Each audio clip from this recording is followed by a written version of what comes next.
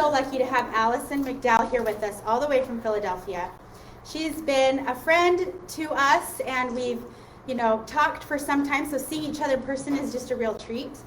And Allison is an independent researcher. She's a mother, and she blogs at Wrench in the Gears with a specific focus on race, finance, technology, and nature.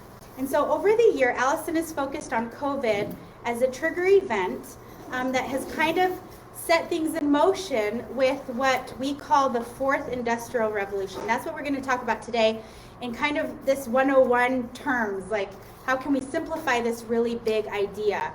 And she's going to give us a lot of food for thought.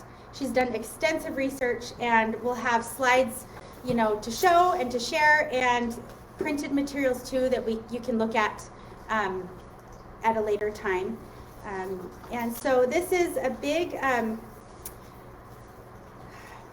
the World Economic Forum has created what's called the Great Reset, in their own words, and it has significant global impact. And so the information she's going to share with us is going to inform us so that we can be more aware of these things and then how we can move forward from here. So it's perfect because there's a lot going on in Utah with Silicon Slopes and a lot of the tech companies popping up, and so there's a lot happening here in our state, so it's great for us to be informed.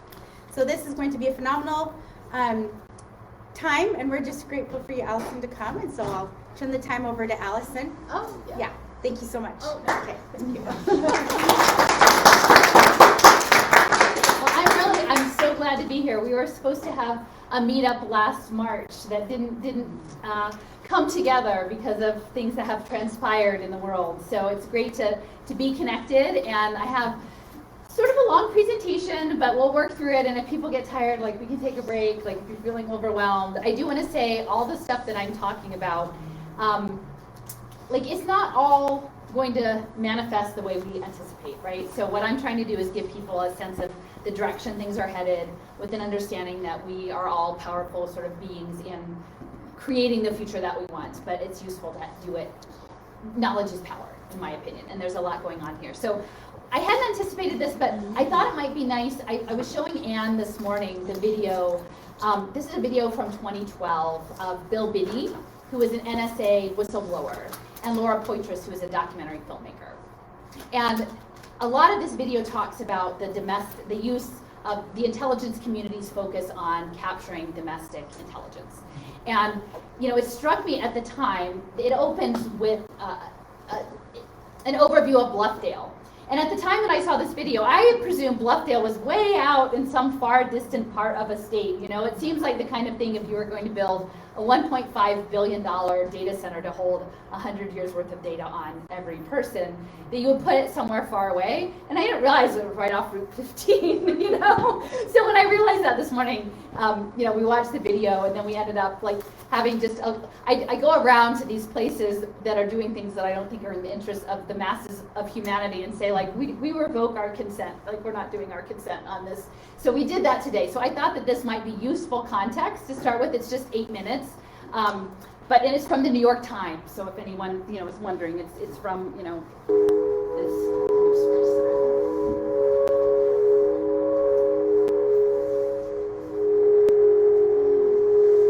It looks like a day like today.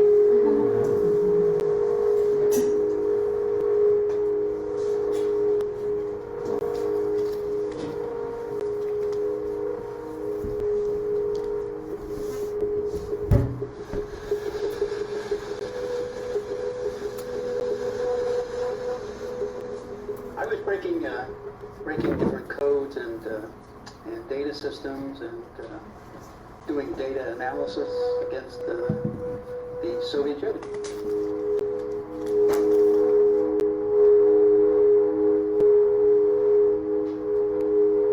After 9/11, they took one of the programs I had done on the back end part of it and started to use it to spy on everybody in this country. So that was a program they created called Stellar Wind. That was separate and compartmented from the regular activity that was ongoing because it was doing domestic spying.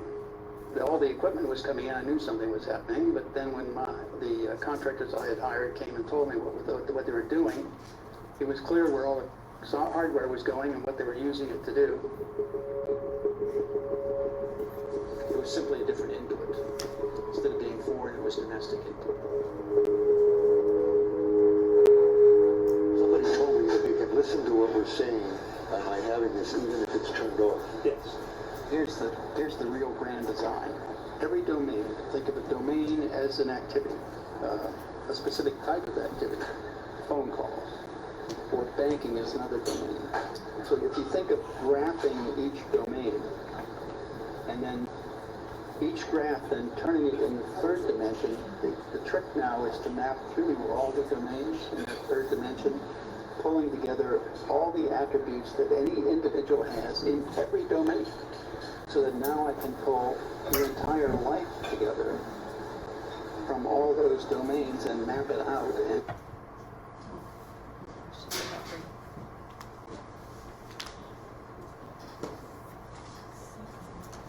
I'm not sure. It looks like it's, I don't know. I guess maybe we're maxed out on the stuff.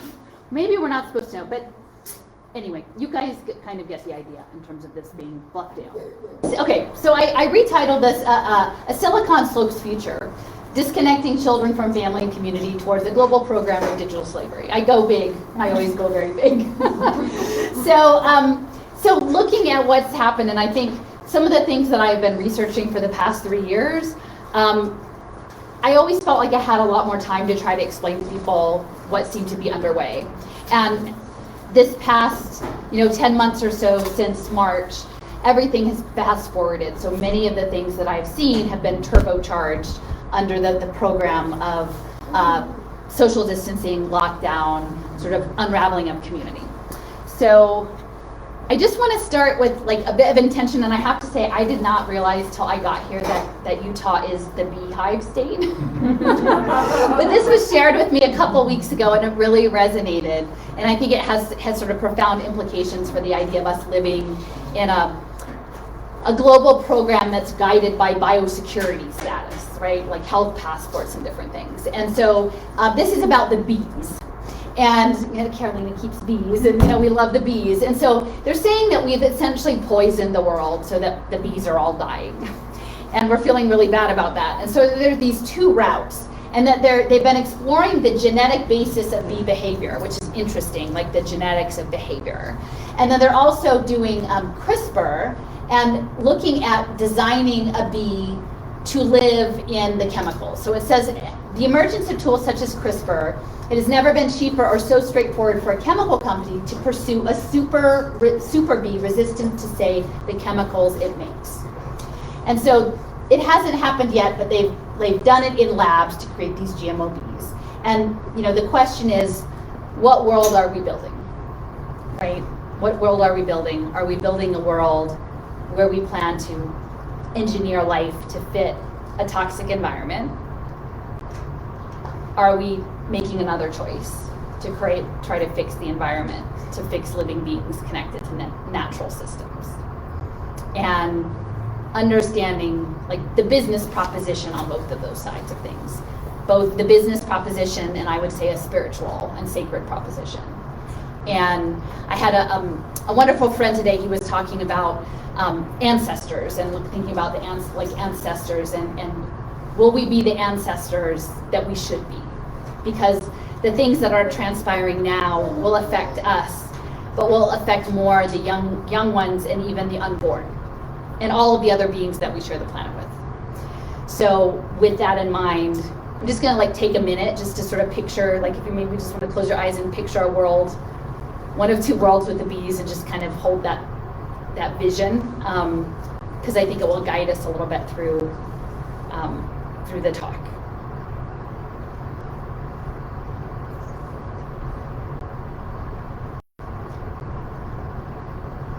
And I will put a plug in for the native bees. They're not all the honeybees. So, okay, so the bees. So we've got the bees. So why am I here? What brought me here? Did not expect to spend my 50s doing this what feels like, I guess, a sacred responsibility at this point. I don't know that I'm the best equipped person to do this, but here it is. You get put in the path and you walk it. So in 2013, Boston Consulting Group came to Philadelphia, which is a large, urban, underfunded district full of black and brown kids and low-income kids, and they said, we're going to close 23 of your schools and lay off 3,000 teachers. And then about 5 months later, that was in the spring, in the middle of the summer, they set up a program to create report cards for the schools and start grading the schools. They totally destabilized everything, and then they were going to start grading it. And the money behind that program was the Michael and Susan Dell Foundation. And so at the time I thought, oh, this is about like selling computers or selling software. But later, when I was watching a documentary about Snowden, there's a scene in which they're trying to confront him and find out if he's legit. And he starts throwing his credentials on the bed of the hotel room where they've met him. And he's throwing his different standings, and he goes, and here's my Dell ID. And I go, Dell ID? What does that have to do with anything? And Dell, like the NSA is one of Dell's largest clients. And he did the information he gathered was as a contract employee from Dell. So then I'm like, it's not just about selling these devices or their software, it's actually about a larger program of monitoring the education system, right? And guiding it and engineering it in ways that that may advantage power over people. And so I kept going, and then I started looking into impact investing. And impact investing is essentially a new sort of form of investment in social problems that is data-driven and essentially, in my opinion, licenses domestic surveillance of the poor under the guise of philanthropy. So a lot of this came out of Judith. This is a photo of Judith Rodin. She was the former president of the University of Pennsylvania. And then her job after that was she became the head of the Rockefeller Foundation.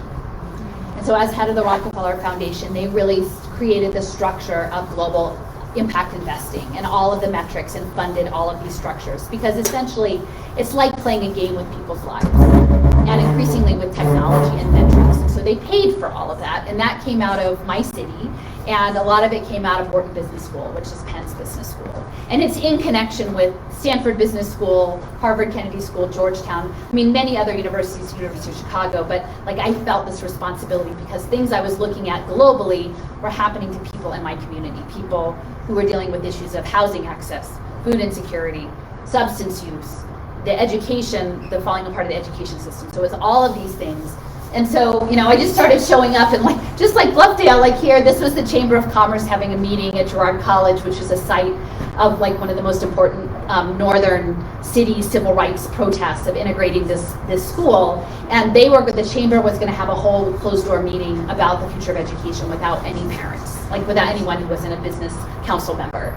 And so that was my entry point into all these. So mostly I make big maps. If you know my work, that's how I find things. It's not really hidden. They just figure that nobody who isn't with the program would bother to look. And so I I just go through their LinkedIn profiles, and I look at their white papers, and I look at who came and presented at their conferences, and then I create these big maps, and I look at who's getting grants, and I go around the internet, and it's like this dog with the burrs, like I bump into things, and then I think in some ways like divine providence like gifts me things that help pull it together, and people and perspectives. And so what I'm doing today is building on the work of many people and the gifts that many people. I'm a conduit for this. So, and I think that all of this work is collaborative, and that's my focus is grounded not in like the personality of the expert, but really of like how do we create community consciousness around this. So those are sort of my credentials. The history matters. I'm a city with clearly very deep history, a history that's being tapped into a lot these days as people are harkening to the Constitution. But then there are other aspects of Philadelphia's history and Pennsylvania's history that make this idea of sort of a totalitarian technological system seem less like an aberration and more as like a logical continuation of things that have happened in history for a very long time. And so this is an construction area in front of our art museum, but it's a James Baldwin quote, and it says that not everything that is faced can be changed, but nothing can be changed until it's faced. So I'm trying to be the time to wake up, we have to face these things. The stoop in the center, this is the stoop of the home of William Still. He was a conductor on the Underground Railroad. He was a black business owner and helped over 600 people out of slavery into freedom. And he would document their stories and their family stories so people could be reunited. And then this marker here, you can see the headstones in the back. This is Carlisle Residential School. It was the model boarding school that essentially was part of indigenous genocide, of separating children from their families and cultural erasure, and hundreds of those children never went home. And these are people from the West, and they were taken out, and this is the model that was used all over the country and in Canada and many colonial areas to erase that. So this idea of the threat on the family and culture is something that is very direct. And then I have an image of, we do these small interventions. This year it was at the Federal Reserve. A lot of these financial instruments are running through the central banking systems. And so Philadelphia has a Central Reserve office that is heavily involved in this. And the head of the Philadelphia Federal Reserve came out of Wharton Business School and is also on the board of Catholic Relief Services. So because of the weaponization of social services that is happening, many faith communities are drawn in as well. So this is the history that I come from, that I surface in ways that isn't always the norm, but is important. And early on, I have a friend who's very deeply Catholic, and he farms. They work at a botanic garden, and I've been talking to him, and he's like, "Allison, you're a Jeremiah." And I didn't really know. I have to say, I'm not that religious. And I do feel strongly, but I was like, let me look that up. And I was like, oh, can I get a do-over? This does not seem like a great plan, But all right, throw me in a hole and tell me, But it's helpful because when people have said not nice things to me or whatever, I'm like, okay, this is part of my job. This is what you do. You have people not believe you. I'm not saying that you guys are them, but in this process, right? It helps to have some context. And so I think this idea, I have really envisioned, again, the response to this information is an overwhelming global peace movement, a peace movement of mothers, of women, of families against technology usurping sacred life, and that we have global solidarity because what is happening around the world, but with an intentionality around local control of our communities and what happens in our communities. And this idea of right relationships of people to the world and to one another, and informed consent. Because I think many of the things that are happening, people are only getting part of this story, they're not getting the bigger picture, and so they're going along or making choices that if they had all the other information, they might make a different choice. So this is sort of my context. So transhumanism. So this is a paper that was shared with me by some teachers in Tokyo. And that's part of this journey has been kind of amazing because it's so global, and a lot of it's being triggered by this, the health situation, that I have people all over the world sharing things with me. And so these were teachers at international schools in Tokyo, and they said, Allison, have you read that moonshot paper? And people send me stuff all the time, and I don't have time to read everything. I was like, no, I haven't. And so then I went back. In this paper, it's prepared, this initiative by the Japan Science and Technology Agency. So it's the government of Japan, it's multiple agencies in Japan. And that their first goal of about 6 was something called Cyborg Avatar Capitalism. And they are advancing, again, not saying this is going to definitely happen, but in their mind, they think that the optimal goal is that by 2050, it says that there will be a realization of a society in which human beings can be free from the limitations of body, brain, space, and time. With harmonious empowerment, okay? And that, you see these images, so here's a cyborg person, here's a person who seems to be walking with their elderly gentleman in through a robot. Here's someone with an exoskeleton. It's very strange, and they're framing this, they talk about augmented creatures, human, animals, plants, and artificial ones with physical cyber environments. So truly blending this idea of engineering, mechanics, systems engineering with human life. And Japan has been very far advanced with social robotics. They've been piloting initiatives where people with profound disabilities are actually work out in the world in robots. And so they're framing this as a good thing. They always pick the one proof point. There's oh look, this person is in a hospital with ALS, but they can go to work at a cafe through a robot. what they're not really saying is that if this future happens, that you're going to be locked in some tiny space working through a robot on the other side of the world. And your kids, like the kids are going to be competing for these micro works with robots. And if they proceed with that. So, I tried to share this with my child saying like, hey, heads up. Like, these are things that people should know about, because if you don't know, you can't be well placed. And the thing about Japan is SoftBank is one of the major banks in Japan. They have the world's largest technology innovation venture capital fund. I think it's like $90 billion, and they're running a lot of the Saudi sovereign wealth fund. And now the Saudis are moving their money out of oil and into robotics and AI. There's a lot of money behind it. And there's also NTT, Nippon Telegraph and Telephone Company. They're actually pursuing 6G technology, so we see all the 5G going up right now. 6G is the next iteration that's currently being lobbied for, and it's for robots, robot communication, and digital twinning. So they're talking about, NTT has papers about 6G and digital twinning, and actually creating virtualized parallel universes. So again, which sounds like I don't want to be the person to come here and like try to tell you this, but these papers exist and they're very powerful. So as we're understanding what's going on with society right now, it's important to know these things are out there. This is why I'm here, because this hurts my heart to see this. Am I lined up okay? Okay, so these are preschool children in virtual reality headsets. Now, you should know that even the gaming companies say you're not supposed to put these things on until you're like 13, because it will mess up your vestibular and like your sight and stuff like that. And it's very interesting because the blue screens suppress melatonin, and like a lot of people like talk about melatonin in the pineal gland as sort of like your seat of your sacred consciousness is in that like hormonal space, and the blue light diminishes that. So it's very interesting, like to put these headsets on these children and say that that's preschool education. And then who is in charge of these things? So that's why I have to come to Salt Lake City to say this is not okay, and we should know it's happening, and we should resist it. They talk about this, what's coming with the 5G is the Internet of Bodies. So really we're all kind of there already with our phones, or like that sensor that's the original first part of the Internet bodies. But they're moving towards, do you have Apple Watch? Do you have a Fitbit? Do you have biofeedback devices, medical devices? Do you have, our cars are Internet of Things connected now.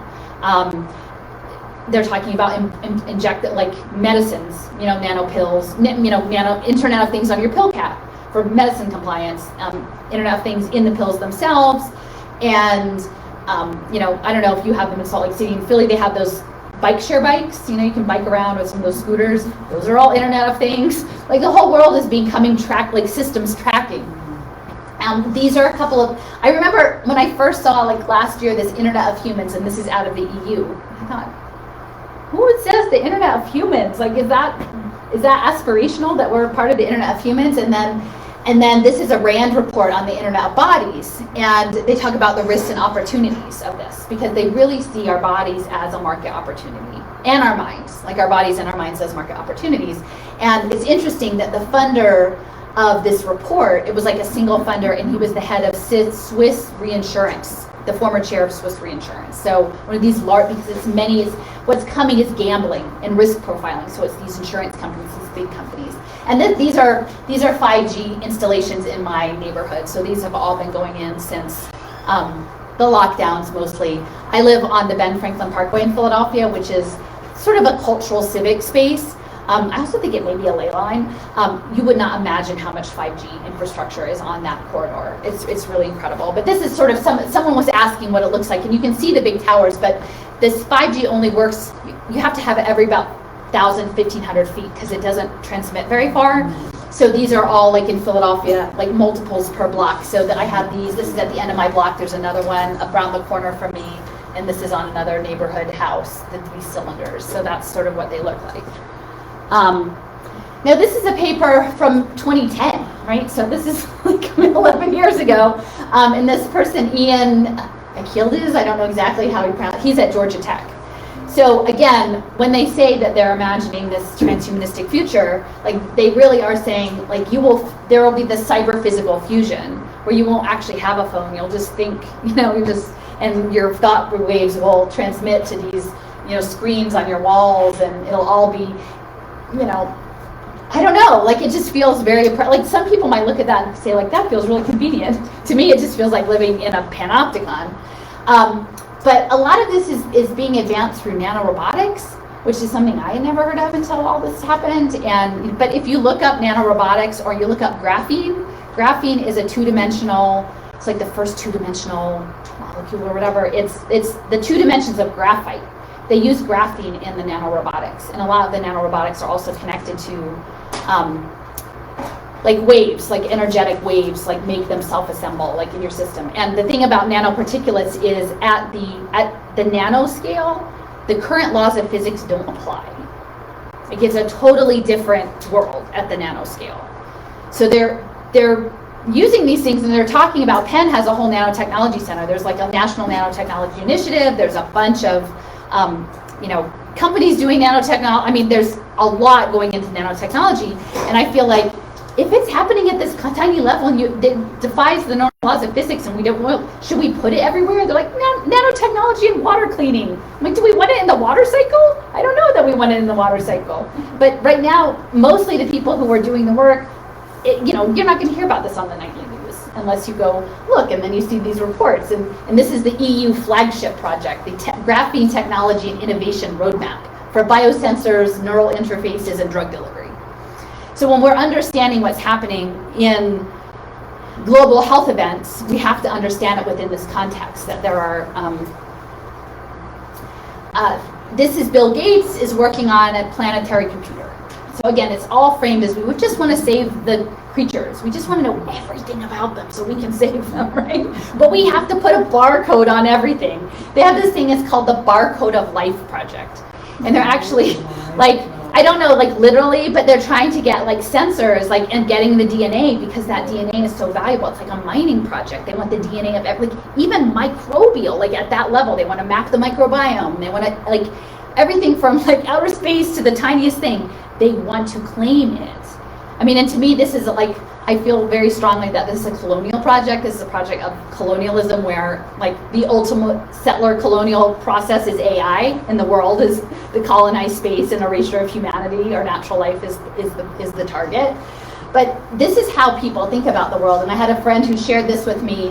It's called, this is a competition for college and high school students now called iGEM, International Genetically Engineered Machine Competition. Based out of Boston, because a lot of this is tied in with sort of military venture capital incubator stuff. But it started in 2003. Like this is how they, I mean, it's one thing when you're talking. I mean, there are huge issues with GMO food, but now we're actually talking like GMO organisms, and they've been looking at doing bioengineered vaccines in tomatoes. So like you just eat your vaccine, your genetic engineering. And this is from the Moderna's website. So they talk about the software of life. It's heavily backed by Bill Gates. So like, do we want to have the Bill Gates operating system? I don't know. Like, maybe we should look at his track record. But this is how they talk about it. It's worthwhile to understand how they talk about it. And then just 2 years ago, now this is artificial, but with the massive amounts of data that's coming, they need a new way to store it. Because even that Blockdale data center, like we saw there was a big power grid, like in the way up to it, but they're very, intensive. And so they're trying to figure out ways of maximizing that. And so up at University of Washington, again, more Gates money, they've manufactured a way to store readable and writable data on DNA. I believe it's artificial, like they create artificial DNA structures and read and write DNA. And they say that that's the most efficient, like, use of data storage. So now, again, we've got the Barcode of Life, we've got genetic engineering, we've got genetically modified machines. Now we're starting to like store data in DNA. We have nanorobotics. There's just a lot of stuff going on that most people are not aware of. And the thing about this is BioUtah. Oh, my square got moved up. 1,000. So it says there's more than 1,000 life sciences businesses in Utah right now, and the biohive. So what I stopped to say is, like, in an optimal society, you should aim to have people not be sick or not be unwell in whatever way that manifests. Ultimately, like, that should be a goal. once you create a giant business enterprise based on people not being well, or on people who are well being imposed to have use of your solutions, even if you're not sick, that's significant. So when I've been posing this because I had a long program with a gentleman in Tel Aviv, because they've moved from being the startup nation in Israel to the impact nation. Now they're doing social impact. They did the tech, now they have to have something to use the tech for. They're doing social impact. That what you're building may ultimately be your demise. Like what your booming economy now may be taking you on up to a place you don't want to go. And so that's what I would ask everyone, is to say, what does 1,000 life sciences businesses, because these are not nonprofits, these are not, these are businesses, what is that future? And think What about was the the code name of the data center? Oh, Bumble Hive. The Bumble Hive was the code name for Bluffdale, the Bluffdale Data Center. So, I knew that that Salt Lake City had one of the first 4 nodes in the ARPANET that became the internet. So I was like, that's another reason I was like, oh, the ARPANET, But I did not realize until I read this is on, I think, the university's website. It said that in 1968, which is the year I was born, that the nation's top computer scientists and members of the government gathered inside the Rustler Lodge atop the Alta Ski Resort in Salt Lake County, and they were about to change the world. It was during that meeting that this group talked about the novel idea of connecting computers into the world's first far-reaching communications network. So it wasn't just that you had one of the first 4 nodes, it was like, it was birthed here. The Internet of Bodies was birthed in this area. That's pretty intense. I know, right? So, that was interesting to me. Now, I knew before that you guys were a 5G testbed, like a gigabit city testbed program. So it's been very much on the cutting edge of the Internet of Things. As part of Utah Ignite. And then this other piece that I thought was interesting, and you'll see on the next slide, is that before fiber, so now we moved to fiber, but the early iterations of the internet were very much copper based, so based in copper. And then, the copper mines, right? So it's this trajectory, right? The mining. And so one of the people that inspires me a lot, and I think in many ways, I think his voice was very prophetic for these times for me, was John Trudell, who is an activist in the American Indian movement and a poet and just a really deep and beautiful human being. But he talks about a predator energy, that there's this predator energy that would mine the being part of humans. And, in this moment where I think most people understand that things are not right, and they're trying to pinpoint what this not right thing is. And in many respects, people are being inflamed in different political areas or different nationalist areas or other things to point fingers at this other group, or it's this, or it's fascism, it's communism, it's some other thing. I'm going to put a name on it. And for me, the most potent thing to oppose this, I think, is coming together from a place of spirit, on the land, in the place of spirit. And so describing it as a predator energy, I think, is both accurate and unifying. Because what does that predator energy look like to you? So if you imagine that they're mining the copper, then to create the underlayment of the internet that will move on to create this internet of bodies is kind of interesting. So again, this is just speaking back to what kind of ancestor do you want to be. And we stopped in, and I stopped by the Ancestry.com headquarters on our way before over here. I've been doing some little Facebook live feeds. And this is, again, my friend said, this is what we need to think about. What kind of ancestor do we want to be on, or what are we leaving as our legacy? And so it's interesting to me, a lot of this is about bioinformatics, it's about genomics, about profiling. And again, not that isn't accurate, or that there aren't things about epigenetic trauma or things going on, but to what end, right? Is it to somebody's bottom line? Is it to a hedge fund? And so Blackstone bought Ancestry. That was in August 2020. And Blackstone is doing impact investing. Okay, so Blackstone is is the largest private home rental owners in the country. Okay, so they've got, and we know that Ancestry has been pulled into criminal investigations. Some of that DNA sequencing is being used for things that people who originally went into it were not anticipating it might be used for. But they have a vast DNA data bank now that they bought evidently for $4.7 billion. and that has a center here. So we have to think about that part of things. So the money part. So this is kind of how my education stuff, it led to the money part. Why? Why beyond data mining and surveillance and closing schools are we doing all this technology? Well, I kind of describe it as a plumbing problem. So we have massive amounts of money locked up in a few people up here. We got a couple hundred billionaires up at the top. Jeff Bezos, I mean, you just have to look to see who's made the most money during this past year. And it's mostly these technology companies, right?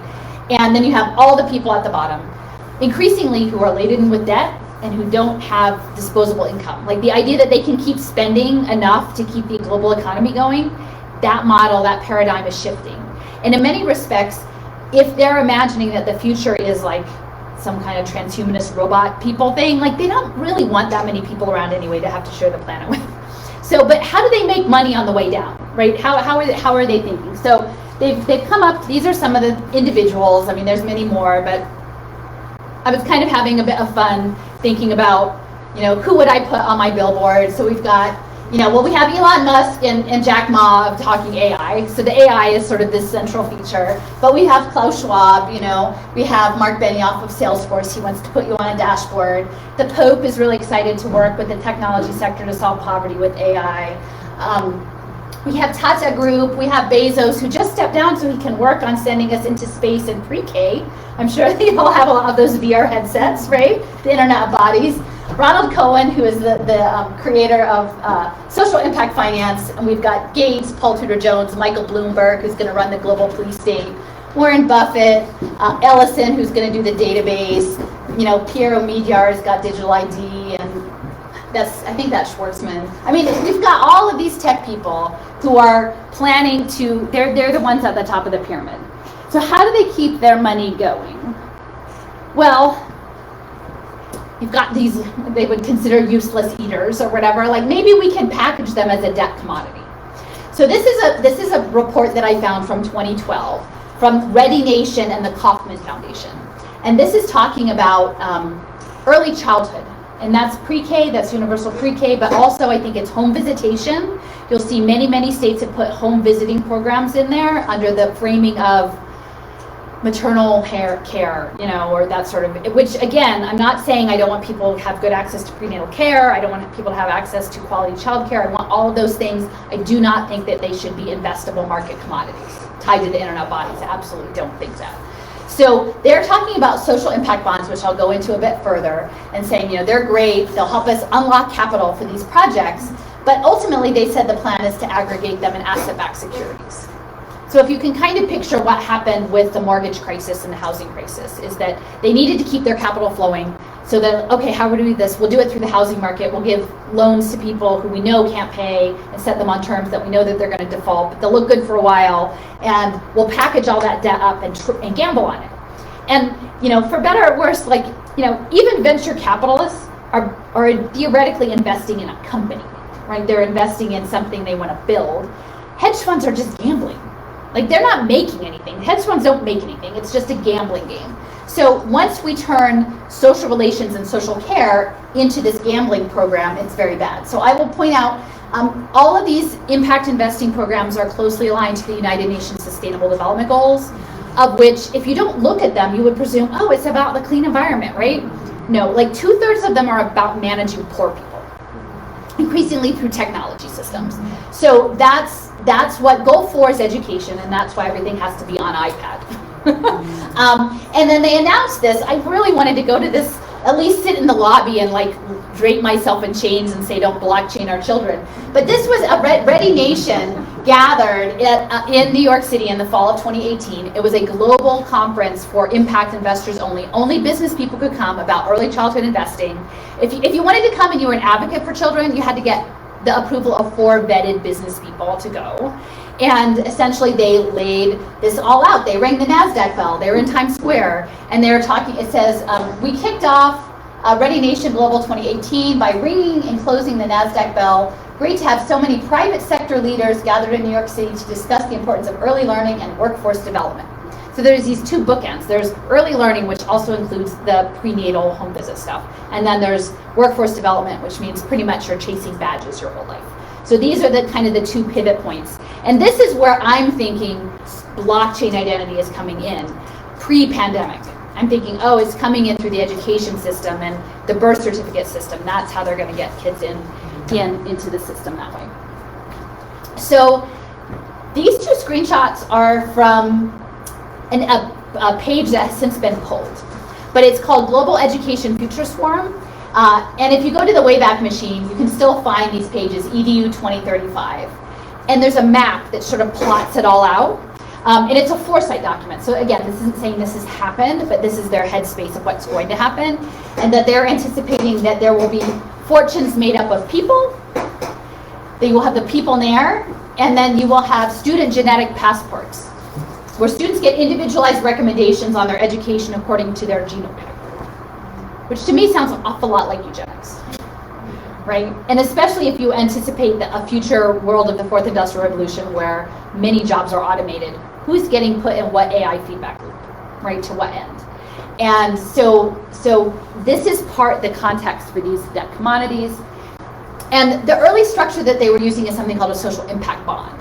Now those have you don't hear about those as much anymore because ultimately for it to work the way the mortgage situation worked, they need millions of individual transactions to package. Because even those mortgage security packages were thousands of mortgages. So they needed to scale, and they haven't been able to do that yet, okay? So they couldn't scale social impact bonds, but I'm gonna just walk you through how they say it's going to work. So, and it doesn't have to, like people keep asking me, that doesn't make sense, or that's not logical. And what I want to encourage, if you haven't watched The Big Short, which is a film about the mortgage crisis, take some time and watch it. It really walks you through how this works. But it puts you in the mindset of that it is a game and that powerful play actors are setting up the game. And as long as they all agree to play the game, it doesn't matter if it doesn't make sense to regular people. Because it makes sense in their minds of what's going on. So even if you're like, that would never, why? It's because they need to move their money and that's how they were going to do it. So in the social impact bond, which is Ronald Cohen here, he helped create this in the United Kingdom. He was a Harvard MBA. And so he's a key figure in getting these set up. He created social finance. There's social finance UK, social finance here in the US, and social finance in Israel. You have a public program. You pitch an investment. You say, I have an evidence-based solution. They always say it's evidence-based. We have this big problem here, which is the greed problem. This is very costly. We have we have children that need special education. We have people who are in addiction. We have people who are underemployed. So this is a burden on society. If we can fix this, we can save some money. If we fix it now, instead of waiting until it becomes a big problem, we'll save money. That's the logic of it. So they say we have an evidence-based solution that's going to reduce this problem. Okay. And we need investors for it. All the investors went back, assuming they prove their success metrics. So they write a government contract, an outcomes-based performance contract saying, that you will meet these terms of performance for the service you provide with data. It's all data analytics. And you'll get back your money. And then, see, here's the amount we've reduced the future costs. Like, you've saved all this money with just a little slice. We're just going to take a little slice for our profit, for our trouble, right? And so people say, well, how is that making money? Like, I can't imagine that's very much money. How do you make money on social welfare? That doesn't seem very profitable. But the profit is going to be in the gambling end of things, is once they securitize all of that debt and start to trade it amongst each other. And it also allows digital surveillance of the population under the guise of that they're giving services. But you have to have the bond in place for it to play. You can't play the game if you don't have the thing to bet on. So that's what these social impact bonds are for. And they are not true bonds. They're not true bonds. They are financial instruments that are tied to outcomes-based government contracts. They actually date back to the mid-1990s. Arthur Rolnick at the Minneapolis Federal Reserve. He was the one with this gentleman, Stephen Rolnick, set it up for work-based training. So I'm going to just point out the problems with this model. So this image here was at the Winter Summit here in Salt Lake City with the Sorensen folks sponsored it. And you can see here that Jim Sorensen offered the welcome remarks with Ronald Cohen. Okay, so this global program is going on. This is tied to UN Sustainable Development Goal 2, which is hunger. And this video is no longer there, but I transcribed the section. So this whole presentation, this is Ian Galloway of the San Francisco Federal Reserve, and Janet Devno was in there somewhere, and it was mostly about recidivism, incarcerated juveniles. Like that was their social impact bond program. But then the Q&A opened up, and during the Q&A, there was a woman who said, "I work for a Salt Lake City area bank, food bank, and all these solutions that you're talking about really aren't going to work if people are hungry. Baseline, if you have hungry people, none of this other stuff is going to work. And you're never talking about food. Why are you never talking about food?" At which point, Ian Galloway from the Federal Reserve said, "Well, that's a really good point, but this model only works if you have a cost offset, because the cost offset is like special education." And I'll talk about this in a bit. But the first social impact bond for pre-K, the cost offset was special education. They would say if we reduce students needing special education, that's the money we'll save. Like by giving pre-K. If we give you good pre-K, you won't need special education. And that was the cost offset. Sometimes it's reincarceration. Sometimes, it's these other things. But he said, we haven't figured out the cost offset for food. Maybe test scores. Maybe that would be it. Maybe the third grade test score could be the cost offset for food. And it was so sad because the woman was like, "Oh, maybe that," because she just wants to be part of the group, who's getting the solution, right? And no one stopped to say, why the heck are we not feeding people and saying that we need children to deserve to earn food on their test score? It's a twisted view of the world, in my opinion. That's, if we've gotten to that point, that's a really messed up point. So now I think eventually they're actually going to be doing diabetes is probably one of these cost offsets around food. They did the first, Sweden is issuing the first health impact bond around diabetes, pre-diabetes. So they're going to be managing food systems. But that's how this setup works. And people would say, well, how do you control people's access to food? Well, a lot of these programs have been piloted through humanitarian, air quotes, aid, and piloted on Syrian refugee populations, particularly. And so they have been doing retinal scans tied to grocery payments. And they say, oh, it's so convenient. If you have to run out of your house in the middle of the night, and you don't have to need your papers, you just take your retina, right? We just know, when you show up and you need food, we'll just take your retinal scan. And so that has been set up. So you combine this piece with, this is called the DNA nudge band. And this is developed out of Imperial College London, the same place that the early COVID, predictions were modeled out of. They have an R&D division for their biotech stuff. And they're like, look, you can shop based on your genetic profile, your food choices. And interestingly enough, the NHS in the UK actually they developed COVID tests with the DNA nudge people. So they're collecting DNA off of some of these tests, because people say, well, I would never do that. That doesn't seem to make sense. I'm like people, again, it's sort of eugenics.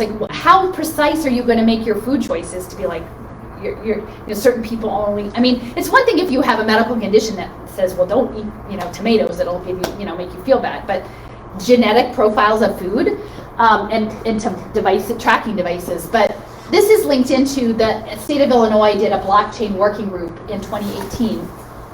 And this hasn't happened yet, but they're doing thought experiments about digital identity and blockchain identity. How could we use? Explain back up and explain blockchain. Yeah. A lot of us have heard it, but don't quite know what that Okay. is. I have a big chunk on blockchain. Oh, so this will be a good lead in for that. Okay. So the blockchain, essentially it's a digital identity system where your public benefits live in a digital wallet.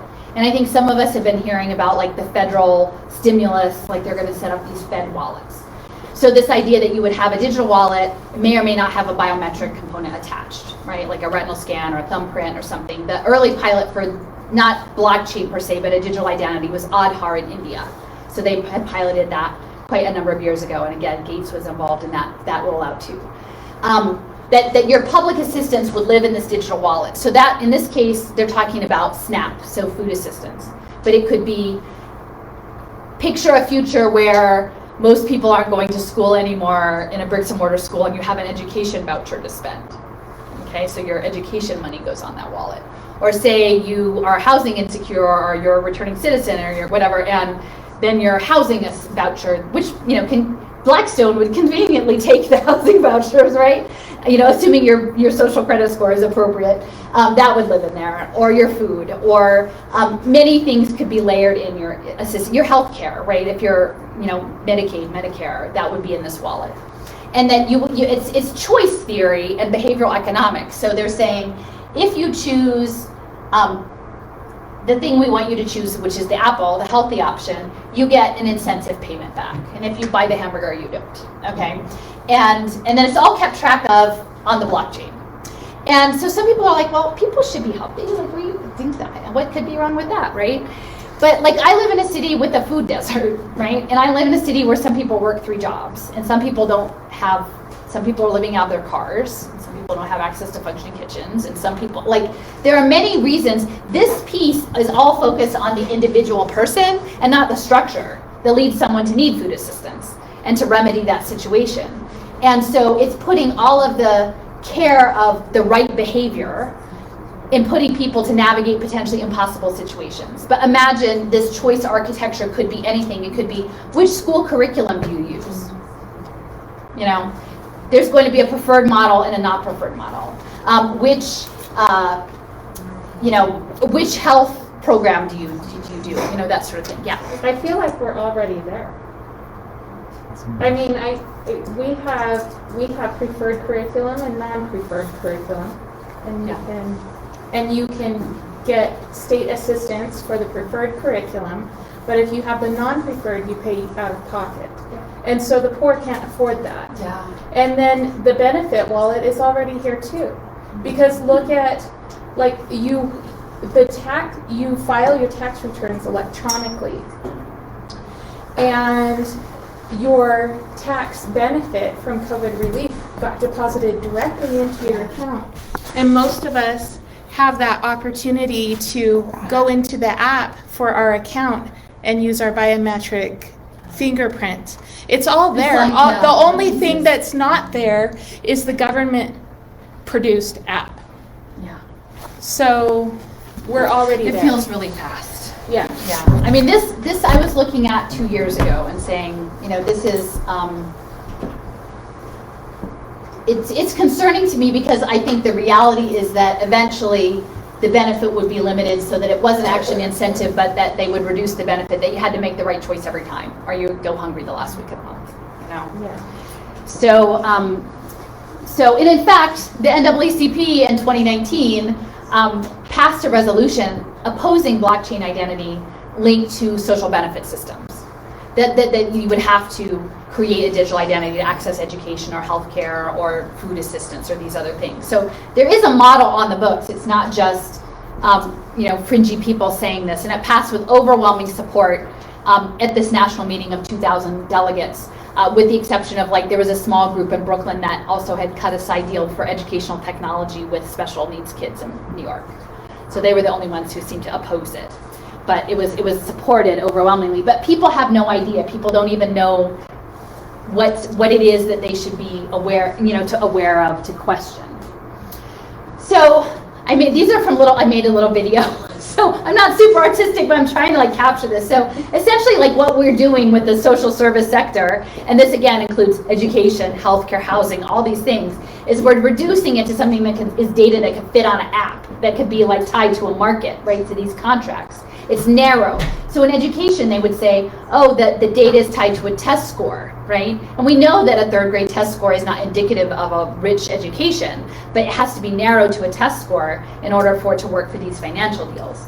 So, you've got things reduced on an app, and you're like you've got this fermentation thing. Maybe this is not the most appropriate for Utah, but you've got this fermentation thing, and you're, like, extracting this data out of people for the contract. But this apparatus is not a very humane apparatus, and what I'm trying to say is that, like, many of the people who are caught up in administering this apparatus would prefer not to be doing that either, because you don't really go into education or social work because you want to be a paper pusher. Like, most people go into it in their heart because they care about people. And so in some ways it's actually, like, creating extreme harm on the people who are in the thing, but the people who are managing the machine are harmed too, because there's an emotional and psychological damage that comes along with being part of that system. So I would say this is another one. I was talking about the home visits. So Utah has a model home visiting program, which I wasn't aware of until I was looking into it. And the Nurse Family Partnership is part of it. So the Nurse Family Partnership is all over the country. And they've been around for many years, I think since the 60s maybe. But in South Carolina, which is their model Pay for Success pilot, they as part of that program, they put, these are women on Medicare, or women on Medicaid, low-income women, on a behavior tracking app. And it was called Goal Mama. And again, this is like, oh, we're gonna solve poverty with a nudge. Just a well-timed nudge. If these women just had their goals in order, they would be better off. And we're gonna have this app, and it turns out that the app was developed by Pam Omidyar, which is Pierre Omidyar's wife, and Pierre Omidyar created eBay. So again, if you think about the history of human capital and auctioning, and the auctioning process and these data analytics, there's like, layers there. But this idea of behavioral compliance tied to, your pregnancy. And then my concern is if they're tracking your engagement with this data on parenting data, and again, these are San Francisco companies that are setting this stuff up, is there going to be a day when you go to the hospital and if you don't score high enough, they screen you and maybe you don't take your child home? What does that look like? Right now it's voluntary, but it seems like a slippery slope to be going in that direction. Okay, so you've got ultimately pay for success, and they call it different things. Sometimes they call it social impact bonds or pay for results, but it's about these outcomes contracts. And again, I just want to reinforce that in, I think, Utah, because of the culture here, as well as in Israel, which they are very much about service to their community, like tikkun olam, heal the world, that they want to use the things at their disposal to help. And increasingly, their economic structures of both places are layered into technology. And so, like I said, I had this conversation with a gentleman who's a dad in Tel Aviv to tell them about, gosh, if your economy is now not only based in technology, but is flipping using this technology in social welfare to care for the elderly, to care for children, to track diabetes. Ultimately, the trajectory of this debt securitization that's coming might mean that future generations are essentially global commodities. And so you have this short-term benefit of feeling like you're making a lot of money to help people, but the long-term paradigm is going to be a real problem. So I just wanted to sort of draw that parallel. And this is another piece. So there's a platform called Alice.si that's in the United Kingdom. And they've actually created a blockchain investment platform for poverty programs. So these early pilots, that's several years old, and they've talked about securitizing the debt on those deals there. It's almost like, and that's why it's so hard, these online fundraisers or mutual aid support through apps and things, because it just feels like it's getting closer to this. And who's worthy of getting money and who isn't. And it's linked later, after these social impact bonds, there's going to be something called impact securities, which is a total free market in humanity. And that's why sometimes I engage with people who are more from the libertarian side, like the free market side, to say, if we're not aware of the fact the plan is to package humans as debt bonds, the free market is going to be that version. It's going to be the Peter Thiel version of trading people, the people-nairs trading people futures. And so this idea that you have about free markets is becoming increasingly old-fashioned. So if you're advancing this and not grappling with this new version of free markets and poverty management, it's going to be a problem. And so this is from a law article, and if anybody knows anyone who's better in securities law than I am, it's about President Clinton created this Philanthropy Protection Act, and it's to facilitate donations around religious, educational, benevolent, and charities. And it creates a carve-out around SEC regulation. And I think originally this was about church buildings, right? Your church wants to build a new facility or whatever, and you need to issue debt to build this building, this structure. I think ultimately this is going to be about funding social welfare programs through faith communities. And that this SEC carve out for impact investors, I'm trying to puzzle through my head a bit more what that would mean. But it seems that there was something very intentional, and a lot of the early technology systems were advanced by Bill Clinton as well, in Executive Order 13111 about ed tech. So there were a lot of things happening in the early 90s with the development of cloud computing and ubiquitous computing environments. But I think that this philanthropy piece interfaces with it, and people, especially who are living in places where faith communities are providing a lot of services, that they not get woven up into this system, because in my opinion, it's an inhuman system. So again, I was talking about the securitization, the idea that you have all these individual deals and that you're bundling it and creating these markets that are moving. And, we just had this GameStop scenario, last couple weeks with, many people are not aware of the idea of betting that a company fails, or potentially trying to make a company financially fail, and that you could make money on that. I think many people who are in markets know about these types of scenarios, but it's not the norm. And so with GameStop, a lot more people began to understand that mechanism. And again, the big short is this other piece about the housing market. So I think understanding this idea that someone can be financially profitable off of a bad outcome is an important thing to sort of hold in your head. So again, this is sort of my summary slide. So this all runs on austerity. Like Jeff Bezos doesn't really pay taxes. These super rich people find ways that they don't really contribute. So they shield their wealth from this participation. And so when governments who theoretically, and I'm not a huge fan of the idea, I'm increasingly dissatisfied with electoral politics generally, but ostensibly the setup is that you elect people and they are accountable to you, and if they don't do what you say, then you unelect them. But right now what we're living in is places where governments sidestep their responsibilities, and then it gets backfilled by people who aren't accountable to the community per se. And so austerity is a key component of this. You have the austerity, then you have these contracts. The contracts have a narrow, fully change, benefit people.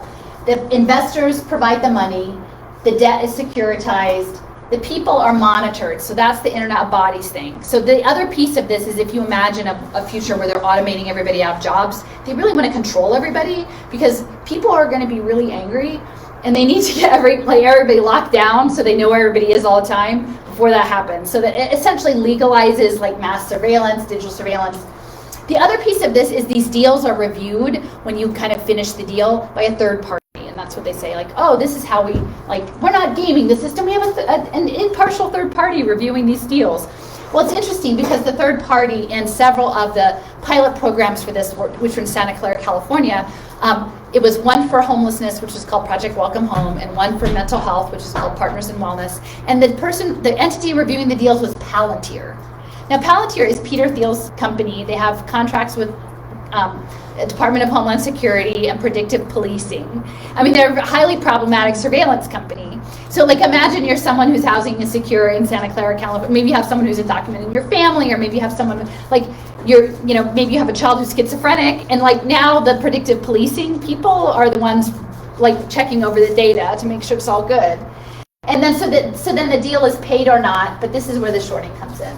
So that's kind of this trajectory. But it's just important to understand that there's a cost offset, there's an equation, there's tracking, but then ultimately the securitization means things can be shorted. So the digital identity. So we also went to the Oracle building today. So I know. So I know, it's like, you guys, this is great. I'm like, oh, Ancestry, oh, Oracle.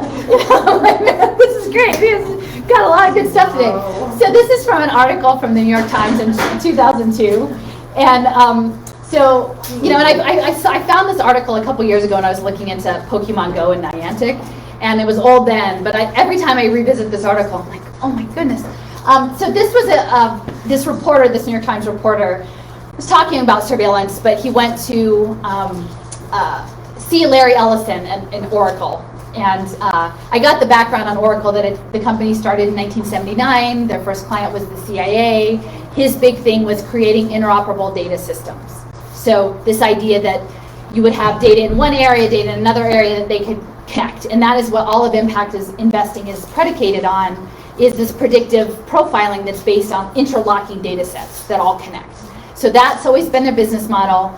They made a lot of money on the federal government. Their business increased a lot after 9/11 and security and surveillance. And at the end, this is at the end of the article, and they said, I had one last question for Larry Ellison. In 20 years, do you think the global database is going to exist? And will it be run by Oracle, I asked. I do think it will exist, and I think it was going to be an Oracle database, he replied, and we're going to track everything. So this is 2002. So next year is 20 years. Now Oracle is involved in the vaccine credential initiative, along with Microsoft and Salesforce and MITRE.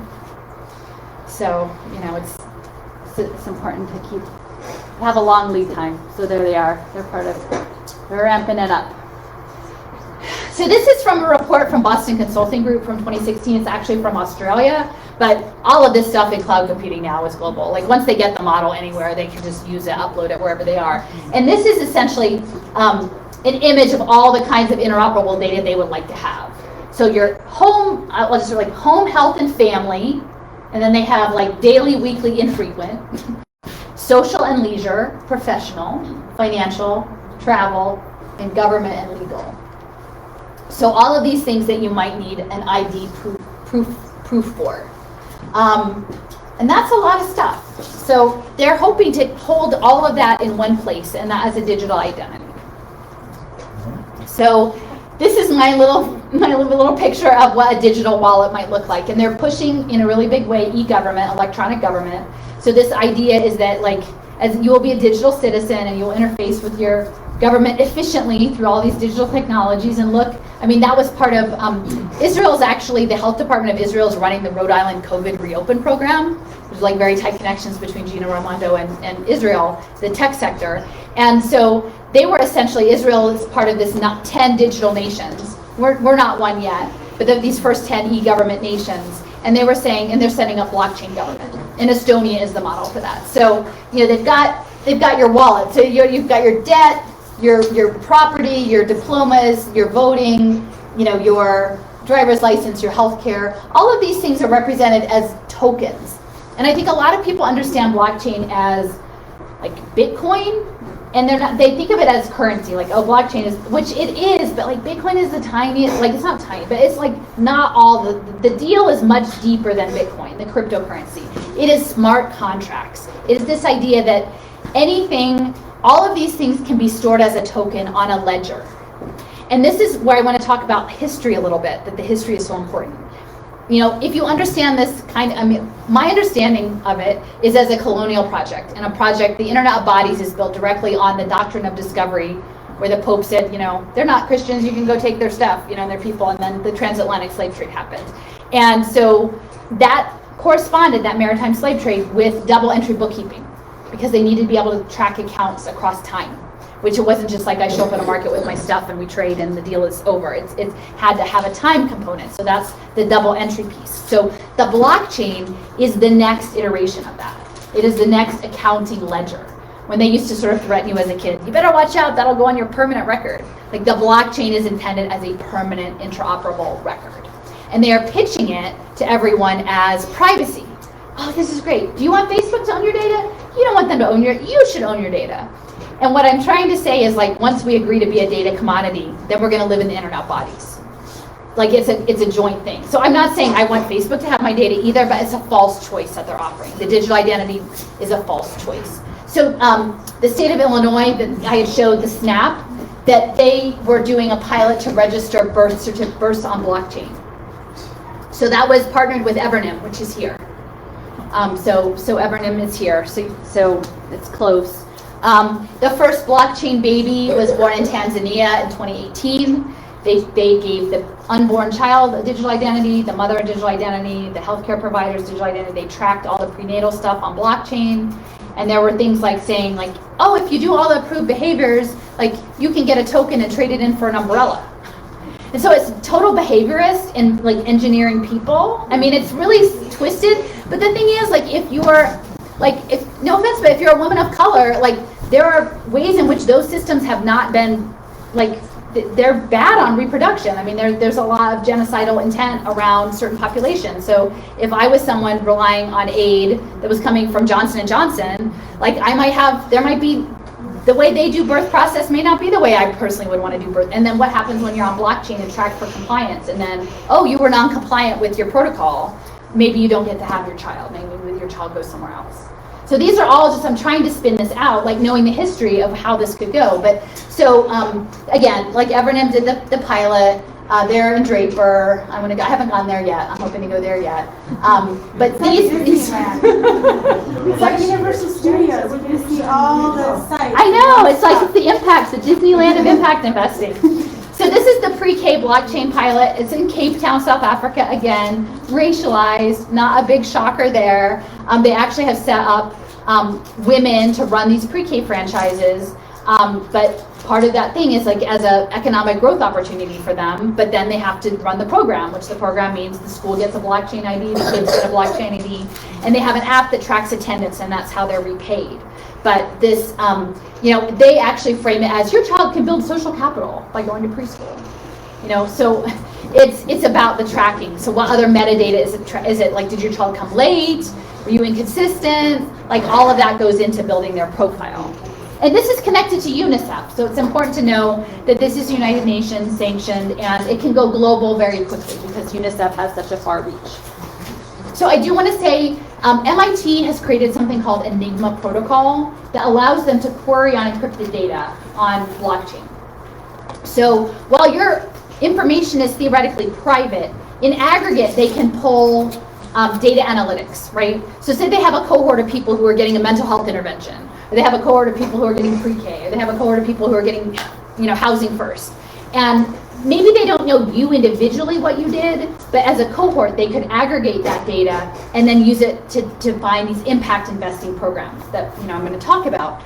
And so what that means is if we agree to be the internet bodies, that everything still lives in the social benefits are going to look like the distillery with the data and the people running the distillery with the data, that you're like, this is from Korea.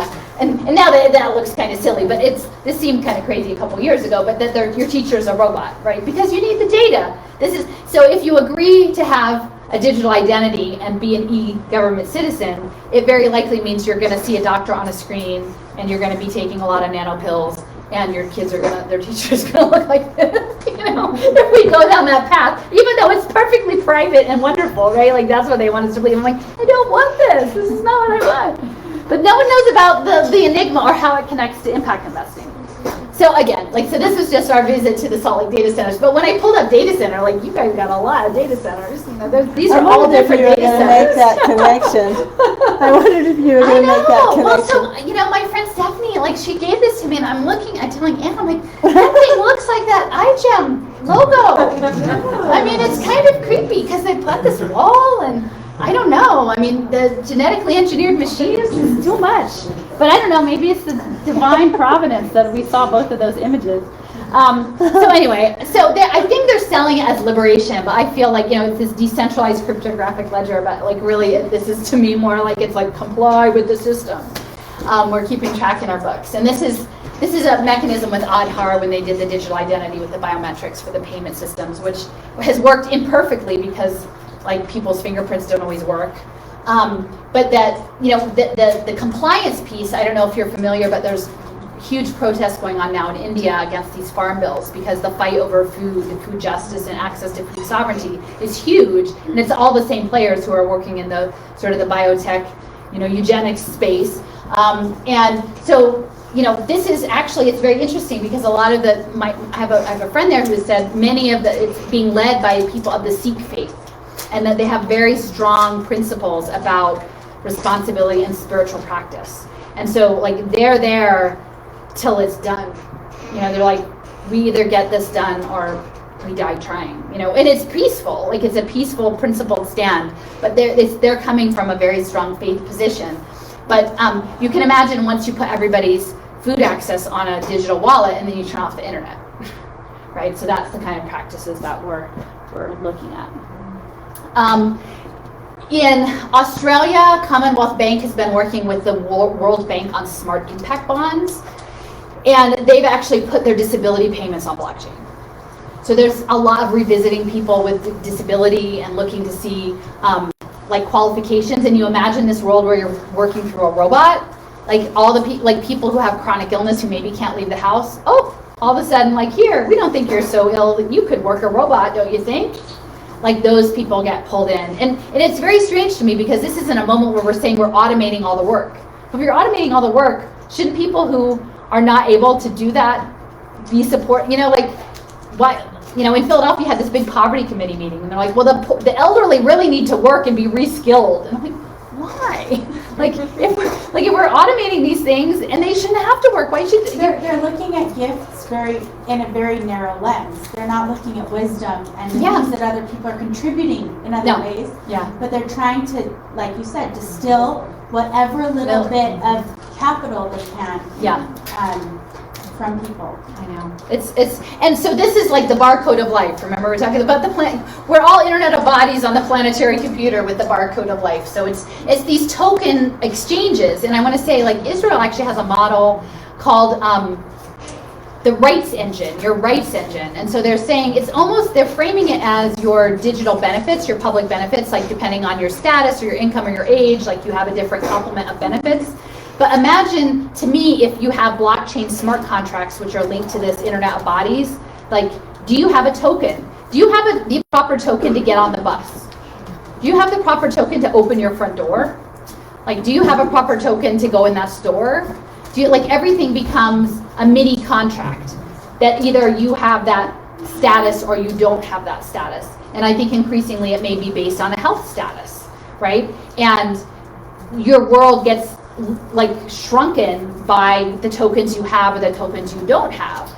And that this idea of a digital rights engine on blockchain, for people who are really solid on the constitution side of things, they're usurping, they're going in advance of all of that. So your civil rights, well, I'm sorry, it's already been foreclosed by the blockchain smart contract. And those are the things I'm trying to get people to think of who are both more on the libertarian free market constitutional side. So do you know about blockchain? Do you know about the smart contracts? Do you know about digital identity? Because that is how they're going to get around all of that, is just to say it's not relevant. So originally, I thought that the blockchain ID would be coming in student transcripts, because that seemed to be the model in Tulsa and Dallas, but that was not nearly as many people as you can get on a digital health passport. So, but those are still waiting in the wings. The learning machine, the MIT is doing digital blockchain transcripts for education, especially with free college and the 2-year community college systems. And then of course, Utah, there's been some talk of the voting on blockchain, so I don't know exactly too much about that, but at least one person voted on blockchain. So they float these ideas out there. Doesn't this seem like a good idea? This is really upsetting to me, and I think honestly, it hasn't quite happened yet because the teachers have refused to go back to school. But this is Chula Vista, California, which is a suburb of San Diego, which is a smart city. It's very highly advanced on workforce development, planned economy, smart city technology. And in Chula Vista, they were having children do blood tests for COVID to get in-person schooling, and the information was stored on blockchain. So they were getting those kids a blockchain ID tied together. And nobody understands that it's bigger than just, here, put your finger on a cartridge and let us get your DNA. It seems like a little thing. Here, just prick, it's not a big deal. But the NAACP actually passed their resolution in California before it passed at the national meeting, which would have, it would be great if they would weigh in on that and say, no, you don't actually blockchain children for their right to access in-person instruction, but this, and it's also somewhat creepy because some of these, they pick these names. Adonai, I think, is like a goddess of safe return or something. It's kind of a creepy name. So, and this is, let's see, the voting, I think Overstock was touting that. And then, so Overstock had gotten money from Soros. And Soros is a big figure in all of this. So he has something called the Institute for New Economic Thinking. Among other things, Open Society backs that.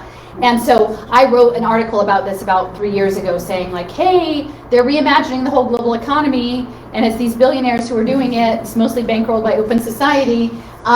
He's also funding this gentleman, Jim Heckman, who's going to be doing the pre-K equation that I'm going to be going into more. But this investment in human capital and this idea of remaking the global economy come directly out of Open Society and Soros. So the fact that Overstock is connected with them is significant.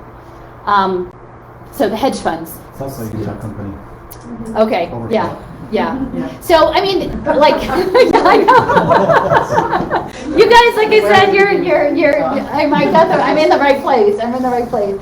So again, this is from this Global Education Futures website. They're talking about new models of human capital development, promising youth, right? Promising youth. You'll hear a lot about opportunity youth, especially these are like disconnected students, 16 to 22, who are not in school or employed.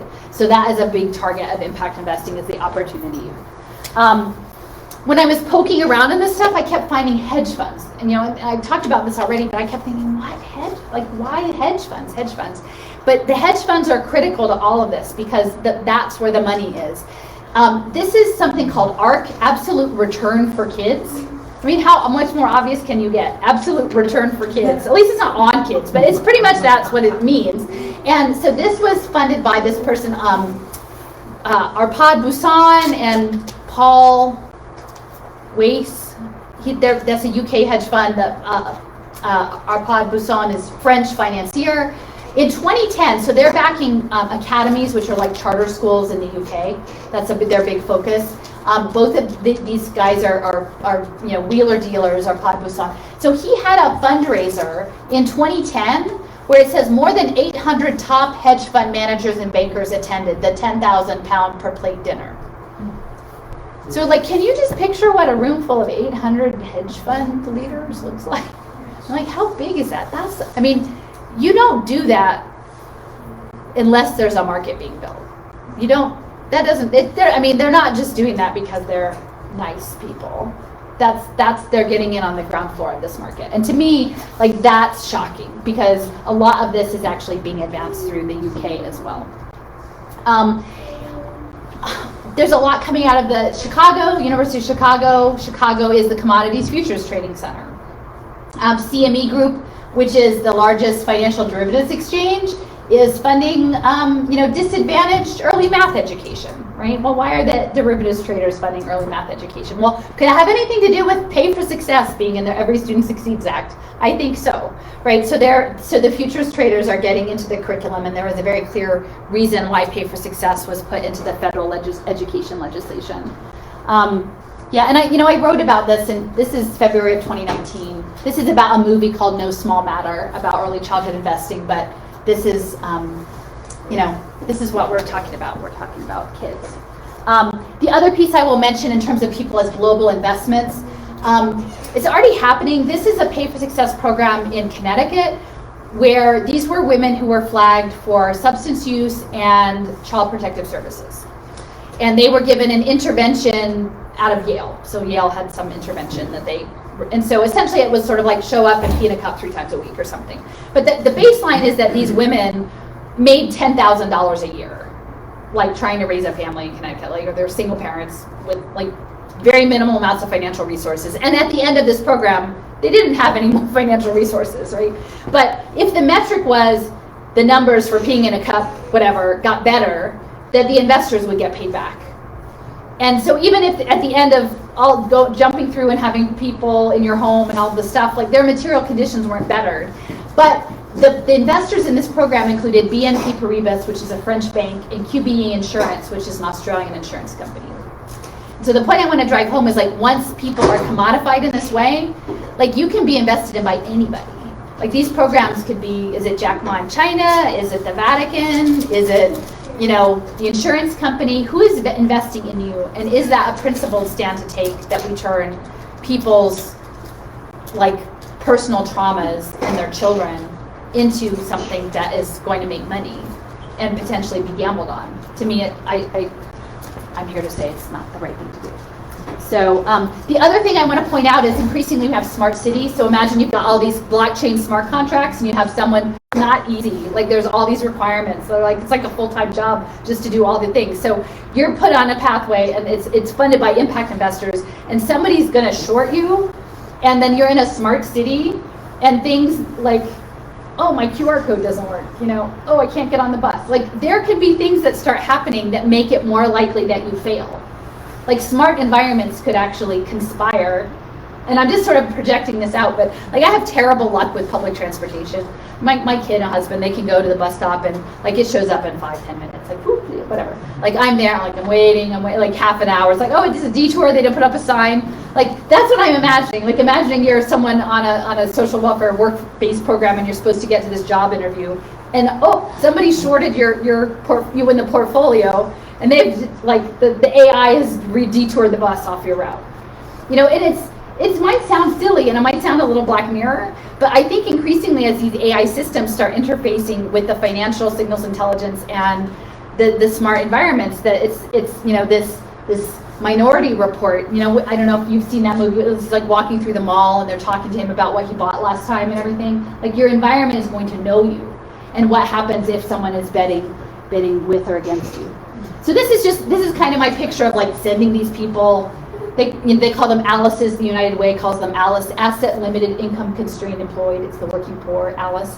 And they send them into the pathway, right? And so these are two books by Kevin Werbach from Wharton. One is on gamification and one is on blockchain. So it's about behaviorism. Very skittery. So there's ALICE. This is a whole program behind the United Way, and the United Way was a key player in the creation of the first pre-K social impact bond here in Salt Lake City area. And this is what I want to talk, like, it's not a great slide here, but this is actually out of an Idaho, like, libertarian publication, and they're talking about blockchain as a way to free yourself from the government, but then they're also talking about setting up blockchain with churches and charities that you can invest in people. And so it's this same concept, but it's applied in a libertarian way to sort of say, like, well, we'll just invest in our people. And I would just say, like, again, people of faith need to consider, is this really the tool you want to use as an investment on blockchain? Because that's where it's headed. So again, this is a short video, and I'm not going to have it live playing. I'll send the slide deck around, and I would encourage people to watch it. It's only 2.5 minutes. It's called Meet Kathy, who's your Pathfinder Community Hub Care Coordinator, right? So Kathy's going to put you on your pathway. And this pathway was triggered by a man who was incarcerated. And they're like, well, Joe will do better if his wife and child do better. So now we're going to put the wife on a pathway to get rid of her smoking. We're going to put a child on her pathway to manage her asthma. So like all of a sudden this incarceration model has captured 3 people, like just the mom and the wife, because they happen to be living with someone who has been incarcerated, and everyone's on a pathway. And then when they do their behavior correctly, they go through, it sort of even shows, it's like, oh, they go through the finish line, and then the nonprofit gets paid and the impact investor gets paid. And so there's this incentive of this game, it's this gamification of life, this technological gamification. And Kevin Werbach says, you know, sometimes games, the rules can be surprising. You know, sometimes we don't even know what the rules of the game are. So it's actually best is to be the designer, the one who makes the rules. So it's the people at Wharton and Harvard Kennedy School and Stanford who are the ones making the rules for many people who may not even realize they're in a game. And I think that's really bad. So Utah. So okay, so you guys, like here it is, Paying for Success, the story of how Utah became the leader of social impact investment. You guys know that you're the leader. Is this like a normal presentation you just give around the globe? Around the nation? Just No, I made it for you guys. Okay. Oh, that's what it is. Like, Utah. No, it's really important that I came to Utah. That's what I'm saying. So you guys had the first pre-K social impact bond. And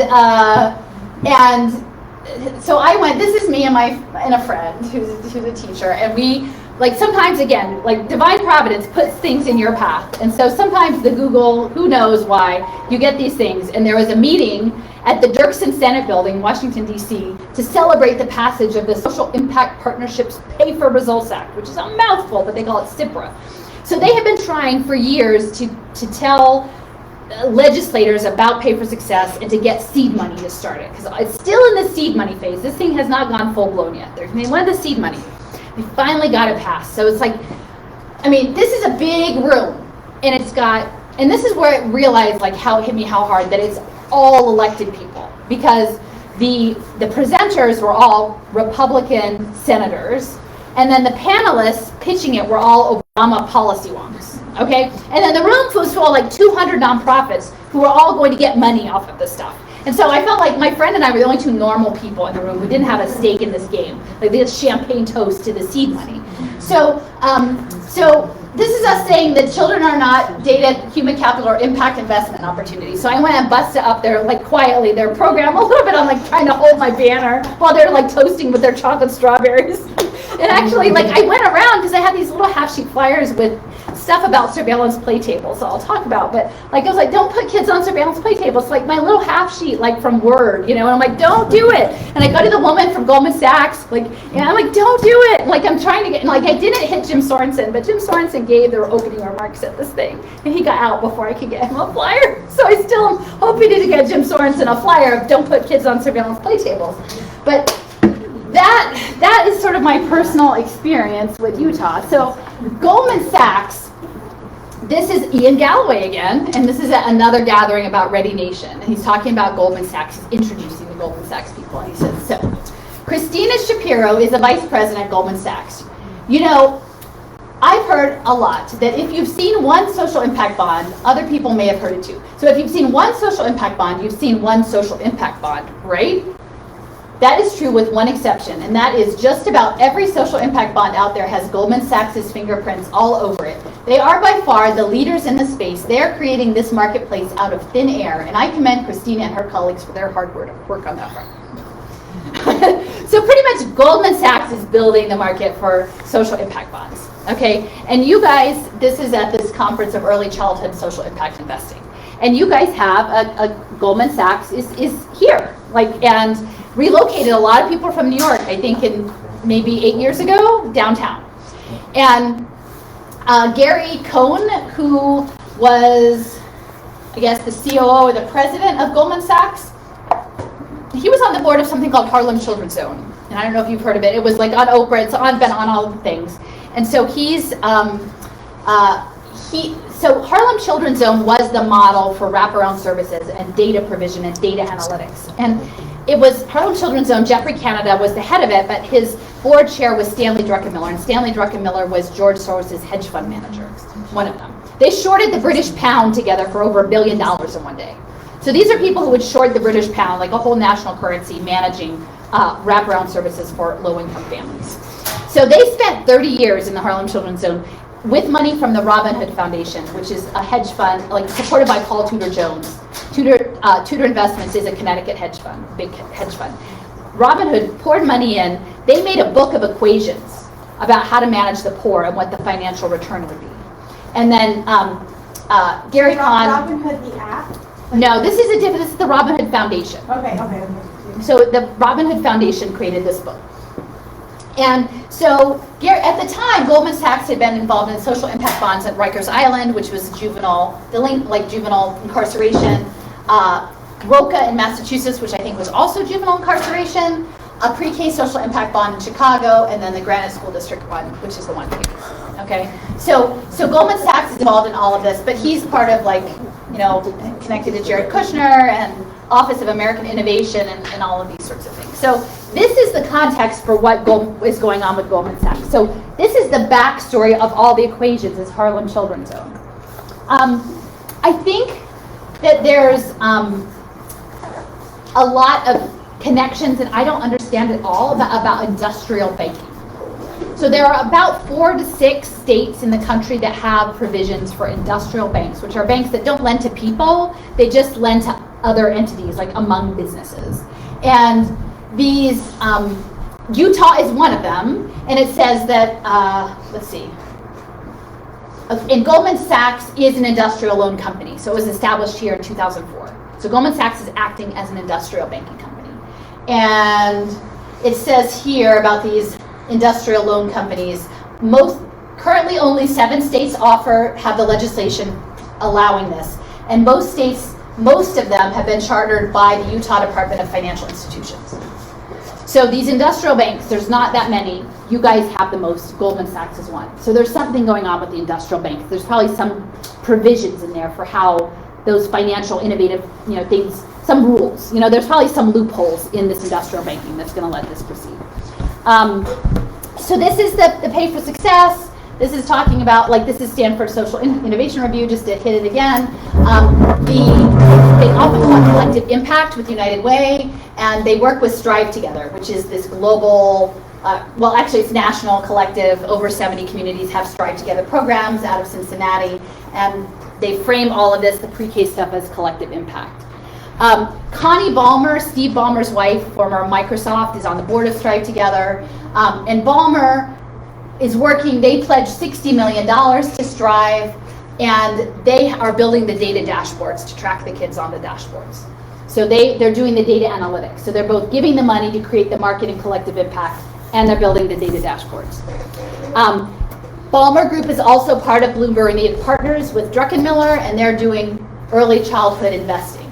So Blue Meridian is really big, and they're acting all over the country now. And this is one of my maps, but it just shows, this is the Blue Meridian Partners, the Kaiser Family Foundation, which I'll talk about later, who's putting kids on surveillance play tables in Tulsa. They're in on this.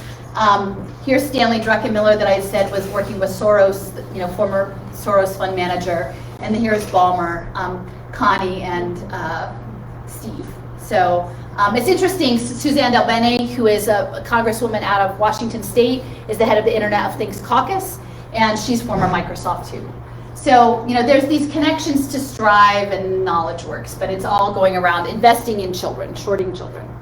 Again, I mentioned this before, the United Nations. It's aligned to the United Nations, but also ESG investing. You'll hear this a ton coming up. We're going to make good investments. We're going to make quality investments. We're going to care for the environment. We're going to care for people. It's ESG is environment, social governance. So all of the ESG investments are tied to the Sustainable Development Goals. BlackRock, Blackstone, they're all pushing that right now. Again, these are all of the global finance. I don't know if anybody, when you're driving on I-215, there's a lot of just the marketing, like the Sustainable Development Goals, like color band. Yes. It's everywhere. Well, it's on the Stay Healthy Right, sign. yes, I was just telling Ann, I'm like, did you notice that looks like the pin of the Sustainable Development Goals? It's very clever. I mean, they're making that very Visual. Well, Even at the beginning of the lockdown stuff, what was happening was all the rainbows. You remember everyone said, put a rainbow out, put a rainbow in your window, it's hopeful. Like, put the rainbows. But the rainbow messaging, like, they're very sophisticated with how they get things imprinted. And so, so the rainbow part is really important. It's so cheerful. Totalitarianism can be so cheerful. But again, you guys can, with totalitarian with a smile. But again, they came at, 2019, they're here, right? Like, because they know where these deals are going down. The other thing I mentioned, I don't know if you guys know about Powder Mountain, but I have to say someone that I consider a mentor who really opened my eyes to a lot of this, the impact investing space and the surveillance technology space, grew up in Ogden, and he skied on Powder Mountain and was telling me about this. So I'm like, oh my gosh, did you know that the impact investors bought Powder Mountain? And so it's Greg Morrow bought it, and it's essentially their, hideaway to sort of plot out their scheme to take over the world and technological data. But he's very much invested in the education tech space and working with Tom Vander Ark. Tom Vander Ark, all of those images that I talk about, people nares and human capital, is from this Global Education Futures group. And Tom Vander Ark was the U.S. representative to that group. So he's with Learn Capital, Greg Morrow's with Learn Capital. It's all very connected. So I've got to get up to Powder Mountain before I go home. We just got snow, so it should be a great scene right now. I can't see our boarding. So, and again, these are other bits, but the Sorensen Impact Center at the Eccles School, that is a center for creating all of these policies. And Sir Ronald Cohen has connections, to this space through Sorensen. So the Heckman equation. So this gentleman is Jim Heckman. He's a professor at the University of Chicago. Even though he works at the Becker-Friedman School of Economics, he's funded by George Soros to make this equation with J.B. Pritzker, the current governor of Illinois, and the Pritzker family. And so he's a Nobel Prize winner. But he also says that parents of Head Start children should be encouraged to make their children use the educational apps that he wants, and they should incentivize them with pornography. Like, he actually said that in one of the videos. So that's how he thinks of. He's like, parents aren't experts. These parents don't know anything. You need a game. You need to gamify it for them, but you need a good incentive, and that's what he said the incentive should be. And this is on a video that I watched that's on the University of Chicago website. This is rather shocking, but this is the situation that we're dealing with, of how they think about people. They don't think about people as sacred human beings in any respect. So this equation that he's created is called the Heckman equation. It's based on this Perry preschool research, and he has identified that you can get up to 13% annual rate of return on pre-K investing, which maybe isn't huge amounts, but it's a pretty solid like pension fund, foundation fund return. So it's 7 to 10, but it's up to 13 if you get health data. So that's why we're going to start seeing Fitbits on kids and smart playgrounds and internet bodies so that they can get the health data on the kids and probably also tracking the food. So, so that's the Heckman equation. They talk about the measurements. It's measurable behavior change. And this behavior change, this is from a talk he gave with J.B. Pritzker. They were going up and down California pitching this idea. And he says that we can't boost IQ because the rank gets stable and it's pretty well established by 8, 9, or 10. So they can't, the hedge funds need data moving and they need growth and they can't do it with IQ. But character skills are more manipulable and they are the target of opportunity. Character. So they said that we've actually computed the rate of return, and it's the kind of rate of return venture capitalists worry about and should worry about, and that probably you worry about. We found that the rate of return on something like the Perry preschool was between 7 and 10%. But it's the character. They're looking at measurable behavior change through digital technology, through essentially digital brainwashing. So this gentleman runs a company called Otis. This is also, like, these videos were in the oak paneled room at University of Chicago. Like, this is where this stuff goes down. You know, this is where the power deals are made. He's talking about social emotional learning because there's another equation that was developed by Teachers College of Columbia around social emotional curriculum that was also guaranteeing an 11% rate of return around character training. Okay? And imagine your character, these people know their character training for the Internet of Bodies and this transhumanism future. So they want a certain kind of mindset that they're training people for. And in this, he talks about using the big 5 ocean traits of openness, conscientiousness, extroversion, agreeableness, and neuroticism. So they're looking at tracking these traits. And in this clip, he's actually saying, so the Otis is a software system that's being used to track data. And it's being used in these MAP tests. And he's saying, well, you know, as someone who's a principal in the Chicago area school district, are we going to tell the parents we're tracking their kids' neuroticism? No. Like, I mean, this is the video. He's like, we're not going to tell the parents that what we're doing to these kids. And this is tied with these standardized testing programs. So it's pretty shocking to hear, but this is what we're dealing with. This is how this is going. The other thing, I was talking to Ann about it this morning. It's a bit of a side, but this just shows you how the data is leveraged into negative things. So a lot of what I do is I just look at people's LinkedIn profiles. And so this was a woman who had been the director of the crisis text line. And she actually they did machine learning on the text analysis, the sentiment analysis on that to create a corporation for call center training. And it was called Loris AI, and they said on their website, and a Loris is a poisonous lemur. So, and like some of this really doesn't make sense, but it feels really dark. You know, that these are people who are like, not only did we like grab all of this, the suicide like text, but then we turned it into call center training programs for our profit. And then they brag about it on their website. So this is just, again, this Ready Nation conference, just to reiterate, they said that a children's advocate could only come with a pre-approved team of at least 4 business people. Okay, so that just says it like straight up. And at this event, so Sorensen was there. And this woman of Boa Vista that I'll talk about in Brazil, this early pilot. So, you know, so in this pilot, this Internet of Bodies, this is actually a program where IXO Foundation, which was doing the blockchain pre-K in Cape Town, South Africa, has connected with a company in Hong Kong that's doing similar things with blockchain token impact verification, but with facial recognition and iPad video taking. So now they've done it. It's not just an app where you're clicking your kid in if they attend a pre-K. It's actually you're taking an iPad into people's home and filming them on their parenting. And then that triggers or not an impact token for an impact investment. And which is pretty incredible. But like this is the diagram of them talking about it, like the life cycle of this data flow. And they've got people playing with kids, and then you've got these apps, and then you're uploading it on the phone, and it's going into blockchain. So this is all tied to the UN SDGs. This is IO2 Foundation. So again, we're combining Swiss finance innovative finance with Asian, like high-tech AI and facial recognition. And this is in Boa Vista. And the tricky thing about this is that all of this data from IXO is on the back end feeding something called Ocean Protocol. And Ocean Protocol is like essentially building the singularity.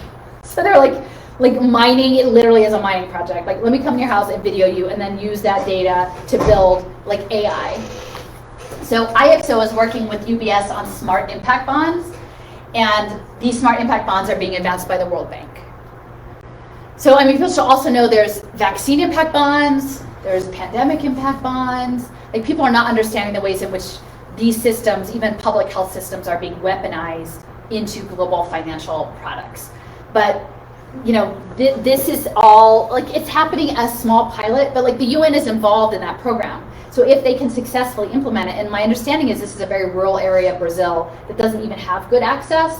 So a lot of this is happening through the satellite constellations. It's not like there's a 5G pole in the middle of Boa Vista that's getting this, enabling this data collection. It's the satellite systems, or last mile, maybe they get the video and then they go somewhere and they upload it. So it's not that even being in a really rural area or remote area is going to keep you safe from this.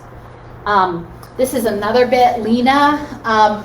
It's a device where they're tracking low-income people, how they talk to their kids, and saying like, oh, you don't talk to them the right way, you don't talk to them enough, so we're going to put this device in and listen to you talking to your kids. And they actually have a shirt. I mean, imagine like the radiation coming off that thing, and they like have a pocket, and they like stick it. And there's stuff that's connected to autism tracking in this, but it's like a pedometer of language. And they frame it really nice, like, oh, we care about your kid, look, you know, and sure, it'd be great for parents to read more books to their kids, but do you want them wearing like a thing in their onesie while you're doing it? My question is, you mentioned low-income families. So why is so much of the income in low-income families versus median income? I think a lot of it is tied into that you need a public benefit, right? So if you need financial support, then you get tied into a program. So people ask me like, well, I would never use the DNA nudge band. And I'm like, well, you wouldn't unless you're food insecure and you need the money. And then you're, you know, if your kids are hungry, you're going to put on the DNA nudge band. And so many of these things seem optional until they're integrated into programs.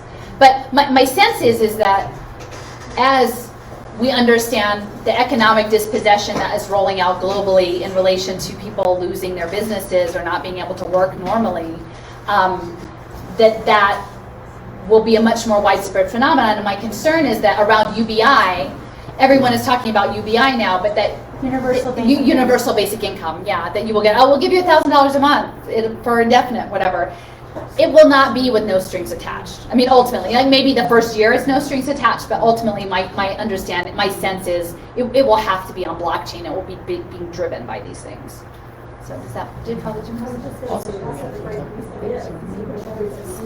Yeah. Yes.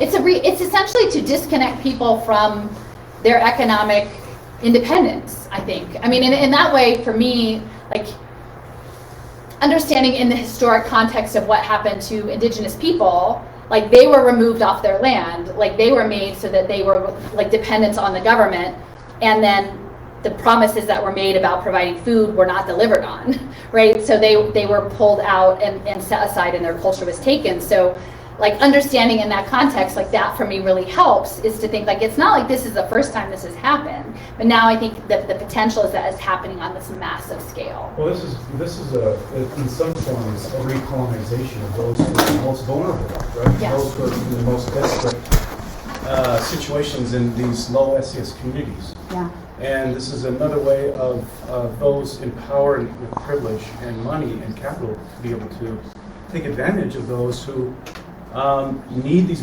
or brainwashed into thinking this is going to benefit me, but then they lose control, they lose freedom, they lose their liberties in terms of being able to just survive on their own and be self-reliant. But again, this is an idea or a form of power, who has money, and exploitation of those who are in the most vulnerable positions. And it's being framed in very progressive language. I think that's what's very challenging to, surely, I mean, the reality is that we live in a time where power is very unevenly distributed, right? Like small numbers of people have extraordinary power. And I mean, that's on the surface, I'm not saying spiritual, other power, like there are other powers, but like from a social policy implementation standpoint, are wealth. And so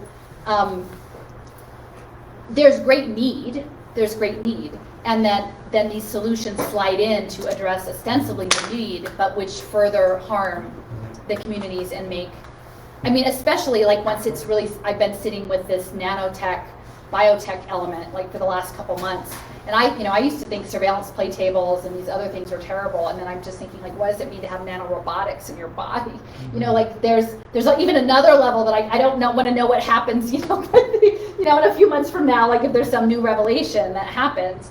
But it hasn't all happened. They're trying. They've got a pilot here, a pilot there, and if they can convince people to buy into it, then that's the problem. But we have to deconstruct it, and we have to do it in a way that I think is non-polarizing, because in many respects people have been so polarized through the electoral process that they're not thinking straight about the system. They're confused about the nature of who's implementing it, and they're thinking it's some people that are at their level, which it isn't. It's happening at Davos. It's happening at this very high level, not even necessarily,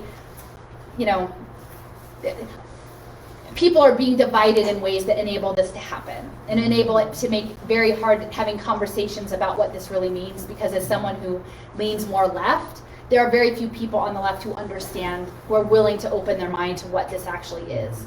Which is to say, not me saying that there are no needs or that people shouldn't be taken care of, but not like this. I have something that I'd like to share too. I think that, and we're going to get to this because this is like a multi-cottage meeting. And as a Big Ocean Cottage, what we do is we sit together and we discuss solutions. Yeah. Generative solutions. Yeah. There's always a way. Yeah. And so what I want to share is that going along the lines of indigenous communities that have been colonized and have been there, they're still here. Yeah. And they're still thriving, and that's the spiritual component that can never get usurped. Yeah. It's beyond this 1% people that think that they know it all. Yeah. And so we have tremendous power, and it's the coming together, but we can't lose our culture.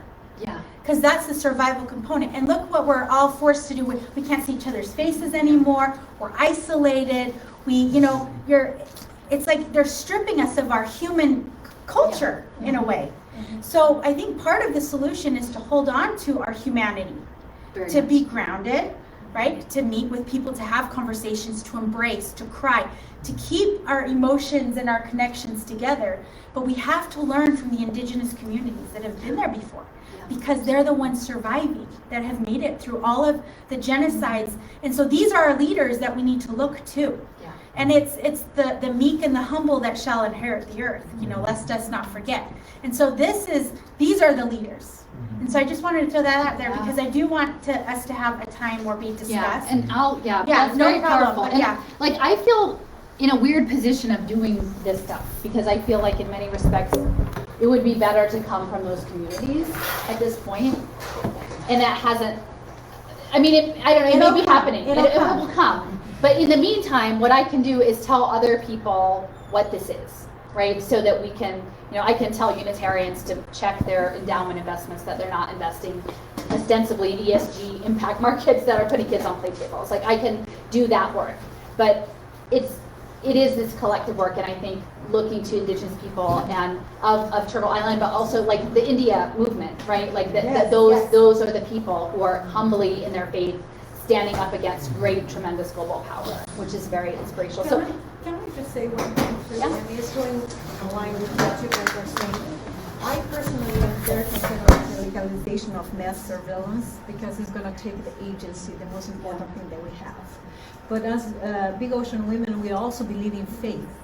Faith in a bigger power. And I love what you said, because I do believe that he's in control. And as soon as we do our part, he will do everything else. Yes. That's what and I don't mean to be a downer. Sometimes people, I think, don't believe, it's hard to like convince, like, and here's another example of things that are not being right. So I don't want to be always on the downside. I truly do. And so maybe I'll just sort of scoot through this a little bit. This is good. This is really important. So I will just say, so this is the equation from Teachers College Columbia on social emotional learning. So if you're hearing about whole child education, you're hearing about social emotional learning, it's not the nice kind you think. They don't care about the whole child because they actually want them to be decent, like warm, well-adjusted children. They actually just want to data mine their behavioral characteristics.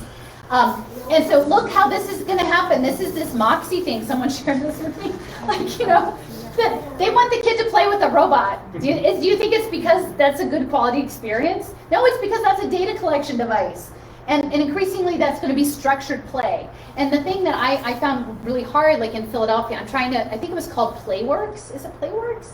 There's like a supervised playground. So they've stripped the public schools. There's no money for aides or people to watch the playground. This is pre-pandemic when we were having normal school. And so then they would have this nonprofit come in and say, oh, Playworks will pay for someone to watch the kids, but it was very structured games and certain games. Well, it turns out that Playworks' #1 funder is Battelle, which is like defense contractor.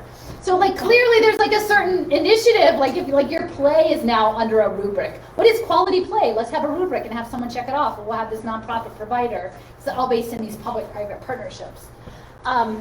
So Moxie, and then this is the We Play Smart Table. So this is a surveillance play table that was developed by Hatch Education. Not in Utah, in North Carolina. And so they actually, there's two fisheye lens cameras on this table, and the kids are supposed to play together, not individually. It's not about what you know, it's about how you behave with your peers. And then the video surveils them and scores their social behavior. And that it goes into a rubric. I have not figured out if it's scored by AI or actually in person. It's not their teacher, because there's a video that tells the teacher where to find the score. So the teacher isn't doing it. And it has the patented authentic photo login, right? So they just give us your face. You know, the kids are too little to like log in the data, right? Just hand us your face. That's all you need, you know? And I mean, it's almost over the top. But this is the only that captures video of collaborative play and develop social, just the right skills you'll need to be in the cyborg avatar capitalism world, So, I mean, I went to Tulsa a year ago, January, and because all of this is rolling on Tulsa. Tulsa's really bad too, and Dallas. Like, you're not alone. There's a lot of good, solid people out there working in other cities. But so we went to Tulsa, and we kind of busted in on the Strive Together's celebration of their collective impact program.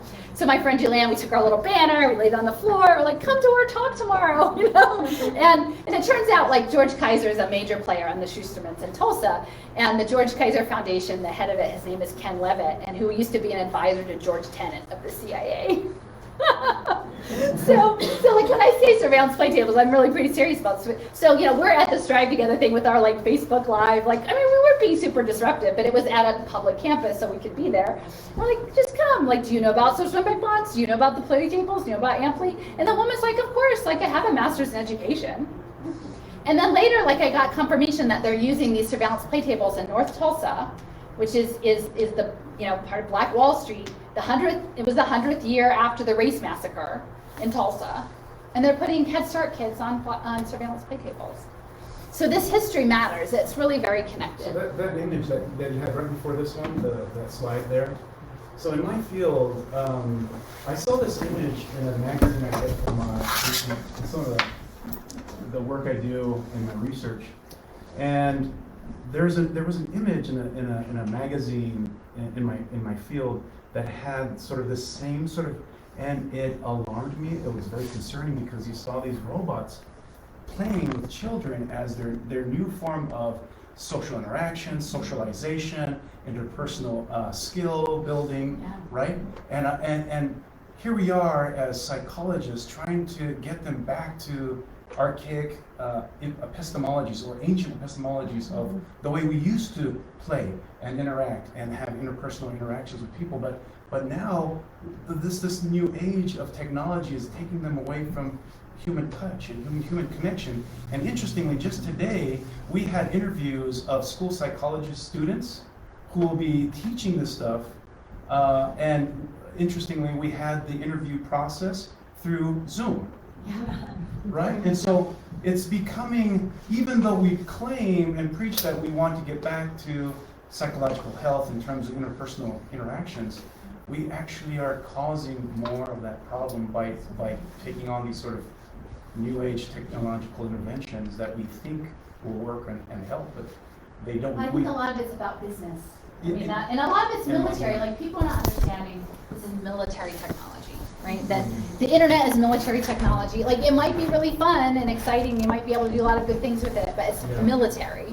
And so I presented at a social justice education conference in Boston, like 3 years ago maybe, and I'm like, I want to go to Harvard and MIT, and I want to see where this stuff is. Like, where the social impact bond, like, legislation at Harvard Kennedy School was. Like, and I went, and like, it's in a cubicle. Like, my background is actually art history and cultural landscape, so I like to see it. Where does this live, this thing? Because it's not, it seems amorphous, but someone developed it, and they work in a cubicle. Like, where is that?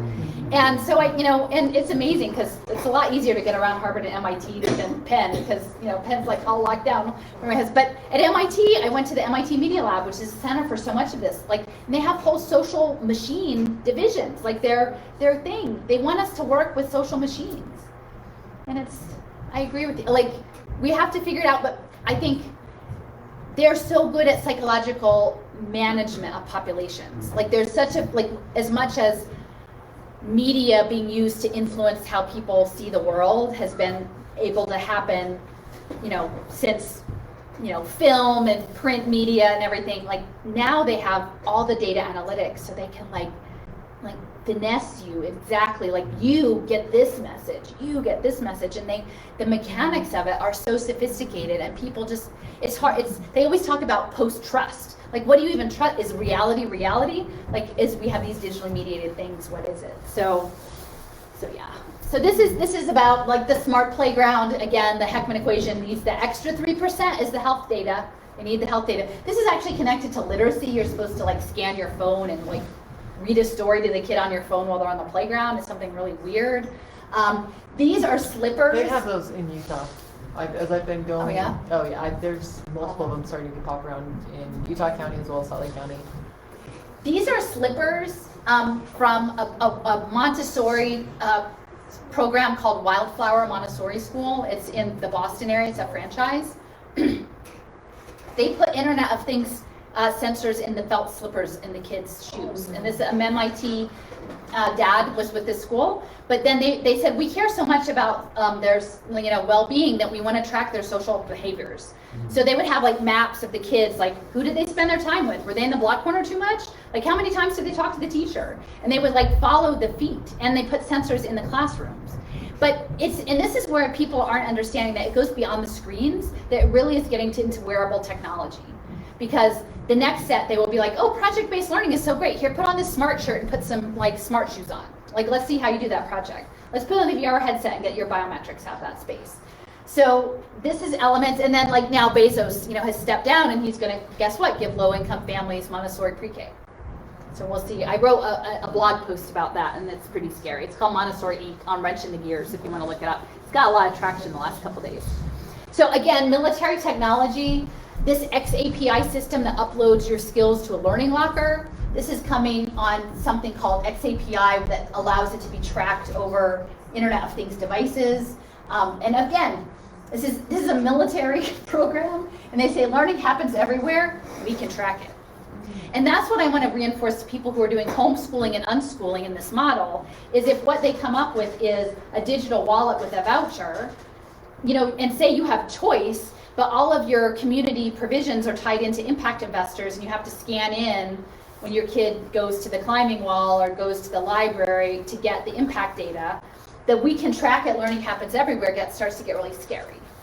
And people aren't thinking about that. I mean, I do think in the homeschool community there are people who do get that, and then there are people, I think, who are intentionally misleading people the other direction, but that's something to be really concerned about. And then clever, and this is a very interesting image here. You see this child, and look at their arm.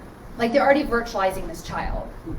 So Clever is actually part of an interoperable database. This is several years ago. Rocket Ship Academy Charter Schools in California was using it. They said the little kids can't use all these data programs with a QR, like, they can't type in the passwords. It takes too long. By the time the teacher goes around and puts all the passwords in, it's like half an hour. And that's like, because the class is too big anyway. So they're like, oh, we have the solution. It's not to let the kids off the devices, it's to give them a QR code so they hold it in front of the camera. And that's what aggregates this interoperable data across all these platforms of ed tech that they're being mined by. And so now we're seeing QR codes much more, right, through the lockdowns, using QR codes much more. But this child is already being virtualized in space. Oh yeah, and this is the homeschool piece, a smart ID badge. So this is from KnowledgeWorks, which was part of Strive Together. They imagined school as like a disconnected environment of Pokemon Go, and they're saying, look, in the future you'll have a smart ID badge that provides you access to resources like libraries, maker spaces, and learning hubs, and performs transactions, right? Your transactional education, and it gathers data, the performance data, and provides educator support with the learner's location and task information, right?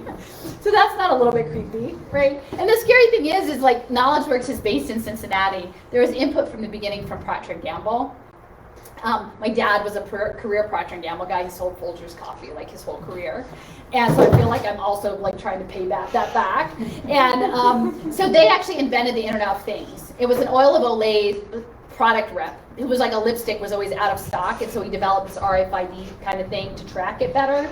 And that's gold. You should go to MIT and scale that at the Auto ID lab. So now there's like 8 Auto ID labs, and we're the supply chain. Like now we're the oil of like human capital processing is the oil of Olay lipstick version.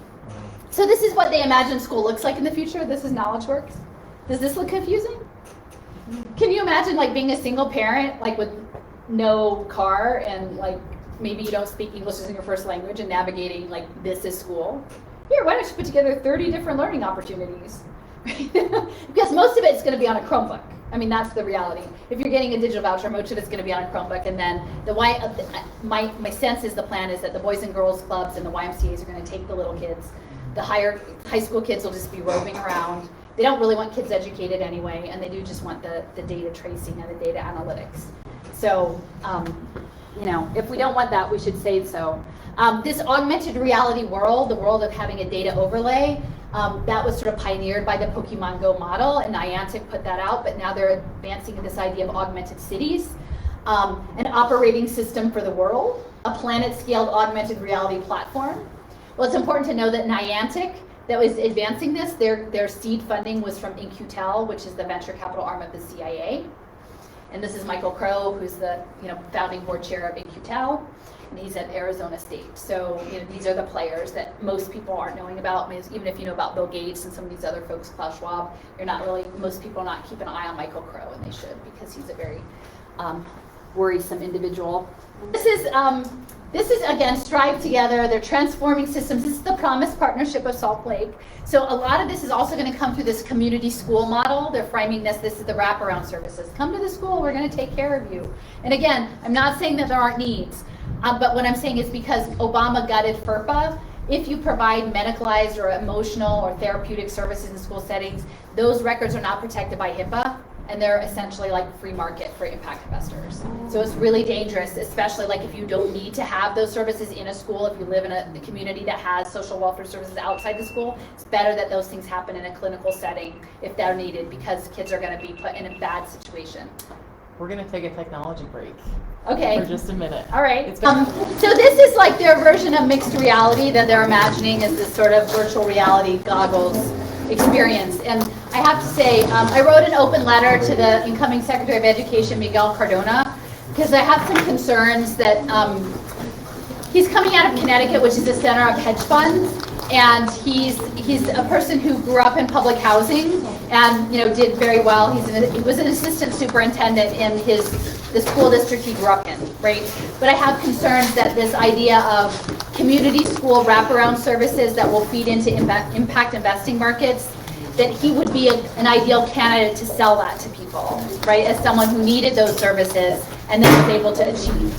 And so I was kind of calling on him because actually his grandfather was from Puerto Rico, and he's very connected to his heritage to sort of talk about like indigenous resurgence in the context of the education system. And there's like an image of him in a virtual reality headset. And like I feel like I've talked to some folks that we were looking at a model talking about this called Cite, capture, inject, trace, erase as this model, and but before the capture happens, there's an enchantment. And then in many respects, we feel somewhat like the world has become enchanted by this thing that's upon us. and that we have to sort of break that enchantment, but it feels like these virtual realities are part of the enchantment situation. So you can see the virtual reality, mixed reality framing here of spatial computing. This idea of turning people into avatars, this is something a friend who's very active in the gaming world, who has great concerns. He's a grandfather and really worried about what's happening with the kids. That you make your own avatar, and look, it says a selfie-based avatar that people love and emotionally connect with.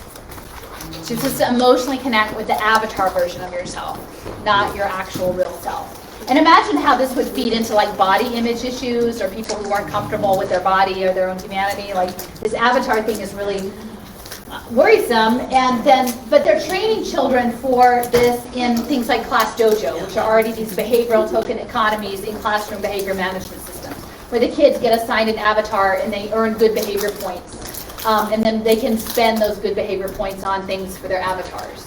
So it's digital consumerism, it's transhumanism, it's gamification.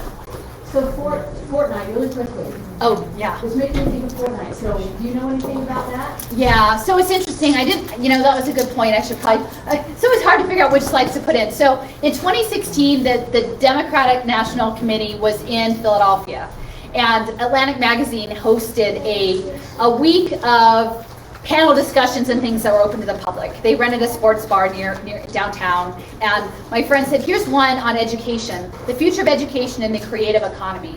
So I went, and it was really strange because this was like, they had swag and like an open bar in the middle of the day, and like I don't go to these things, so I was like, what's up with this? And it turns out it was sponsored by Epic Games, which is the creator of Fortnite. And it was Suzanne Delbene, who is from Microsoft and Internet of Things Caucus. It was the head of Epic Games, and it was a woman from University of Wisconsin-Madison, who's now at UC Irvine, who's doing gaming, like high-level gaming, and our progressive city council person.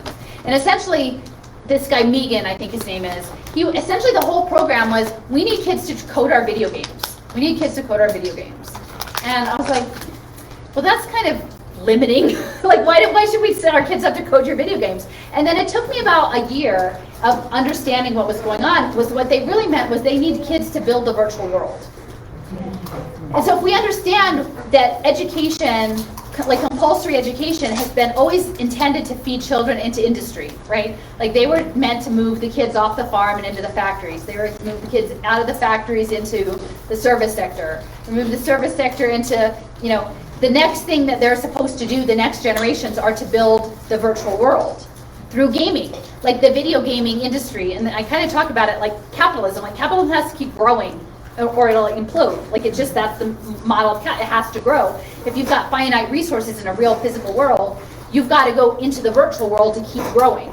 And not that there isn't any environmental cost in that virtual world, because there are energy costs and mining costs for minerals, but it's different, right? And so I think their answer is that now the real world has blended into the virtual world, and it will continue growing as a digital gaming economy space. And that's why we have to all go in there, because that's where the capital growth model is going, is into the virtual world. So when Tim Megan was saying, I need people to code my video games, he really meant the workers are going to code the virtual world into being. And I think this virtual world is really a digital jail. Ultimately, it's a video game jail. Minecraft too. You build Yeah. worlds Well, and stuff. So yeah. So so that's Microsoft. Microsoft bought both Minecraft and LinkedIn. So that's crypto economics and gamification. Both of those. And so the other piece about Epic Games is they have something called Unreal Engine that does virtual reality in real time. It's being used in advertising and entertainment and media. But they were able to scale Fortnite with Chinese capital because Tencent, which is one of the second largest companies in China next to Alibaba, bought 40% of Epic Games. So Tencent owns 40% of Epic Games. Now Tencent also has their own social credit scoring system. They have WeChat Pay with facial recognition elements. They've got a lot of other stuff going on. So it is very interconnected and it's global. That's why I'm saying like we need global solidarity, because it's not us versus China. Like the people at the top are all working together. And they want to get children captured. And if you imagine that they're creating equations that are based on measurable behavior change, that could be a virtual character. Like they could create crazy equations saying, we bet that we can brainwash your virtual avatar. And then you might even have 3 virtual avatars because growth, right? Like you could just fragment your personality to be 3 characters, you know? It's a very twisted, there's a twisted logic to it. So this is a little girl I put in my post when I first wrote about the Heckman equation. And this is on something called Waterford Upstart, which is also based here. And it's an online pre-K program, right? And when this came up, I was like, well, who in the world would do online pre-K? Like, who does that? And they're like, well, it's better than nothing. And it's online because it's for impact investing. And in Philadelphia, the same company is being used on refugee families, okay? So they're being used on targeting on refugees. And so this is from their website, and I just picked, it's still there, but it says 4-year-old Sharice Parrish sits cross-legged in her living room floor working on early reading activities on a Chromebook in her lap. Even though her home, located on a remote parcel of rugged land in the Red Desert Wilderness of Monument Valley within the Utah side of the Navajo Nation, has no running water or electrical power. Well, that makes perfect sense, doesn't it? So, How does she charge it? I mean, maybe there's a community center. I mean, where they, I know. It's like I mean, but priorities of these this is how we talk about these children. Like, shouldn't the priority be that these children have running, like, clean drinking water? Not a Chromebook. Not a Chromebook, like, probably with minerals mined by child miners in Congo. You know, like, there's a really messed up situation here. So that's my closer. So they want to have you working your whole life. This is from a UN report on Robotics, where they're essentially saying, as various forms of virtual presence technology are combined with human-controlled robots, an expanding range of manual services could be provided at a distance. At the high end, technicians could conduct inspections or undertake repairs from remote locations. And nurses in the Philippines could care for elderly people in Japan. Oh, yeah. I mean, do you want your parent taken care of by a robot based in another, like with a person in another country? And at the low end, hotel rooms in Oslo could be cleaned by robots, cleaners in Kenya. I mean, and this is the UN.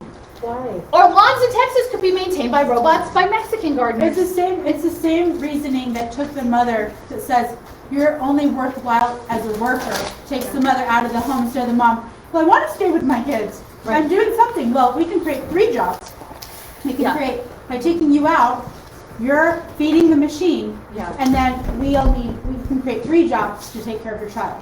So it's the same kind of mindset, like this just the more complicated that they make it, the more money they can generate. So like Carolina explained that. So somebody to watch your child, somebody to teach your child. Right. You can create someone all to these help different clean your jobs. home, someone Okay. to, like, there's, Cook the food. Sweden is a really good place to look at. When you're not for doing your job, we'll have somebody else do it for you. Right, but then Yeah. the thing is that it's not valuable unless you're getting paid. That's the thing. Right. That's the crutch of it. Is we have close friends in Sweden that brought this very thing up.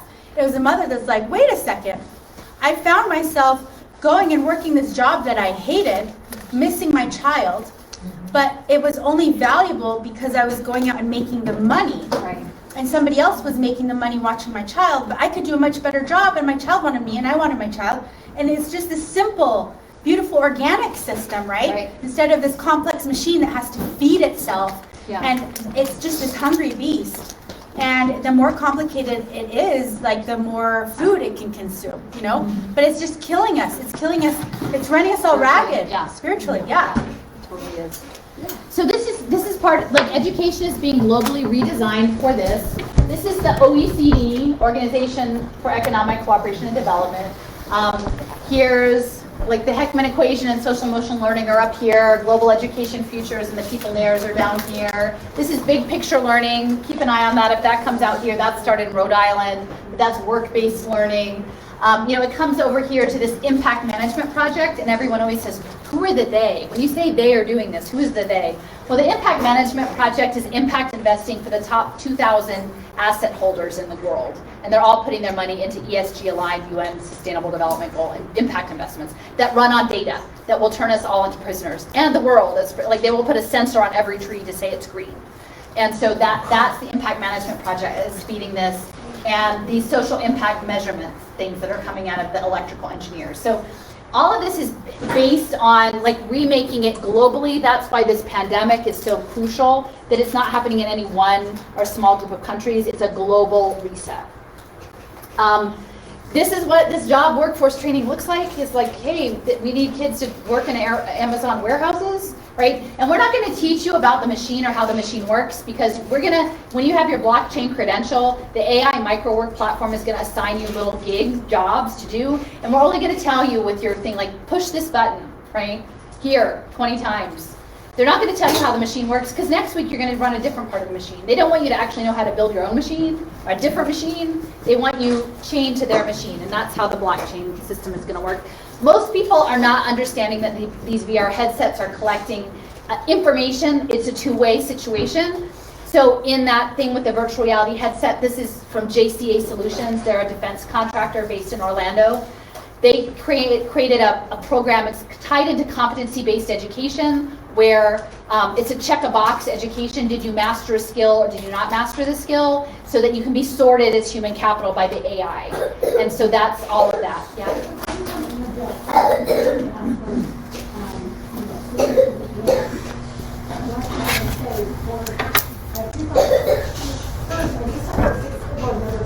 Maybe scoot a little closer.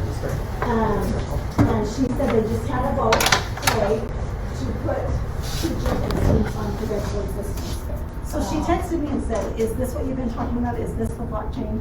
And they had a vote on it, and they voted to approve it.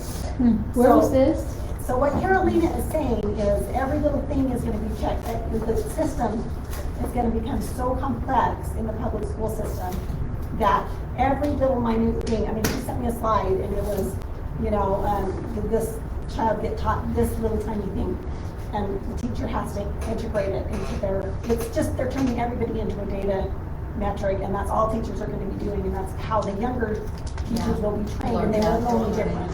And the thing is, Kim and I went and spoke to students at Emmett Middle School in Idaho, and I had a great conversation with one of the teachers, and just, she poured her heart out in utter frustration with, she's like, I used to love my job. I used to be able to plan for my students, and I could see this joy in their eyes, and now all I do is I just manage their data. Like, I just have to jump through all these hoops and check all these boxes, and it's miserable. They hate it. I hate it. I can hardly wait to go home. Like, it's just, it's exhausting.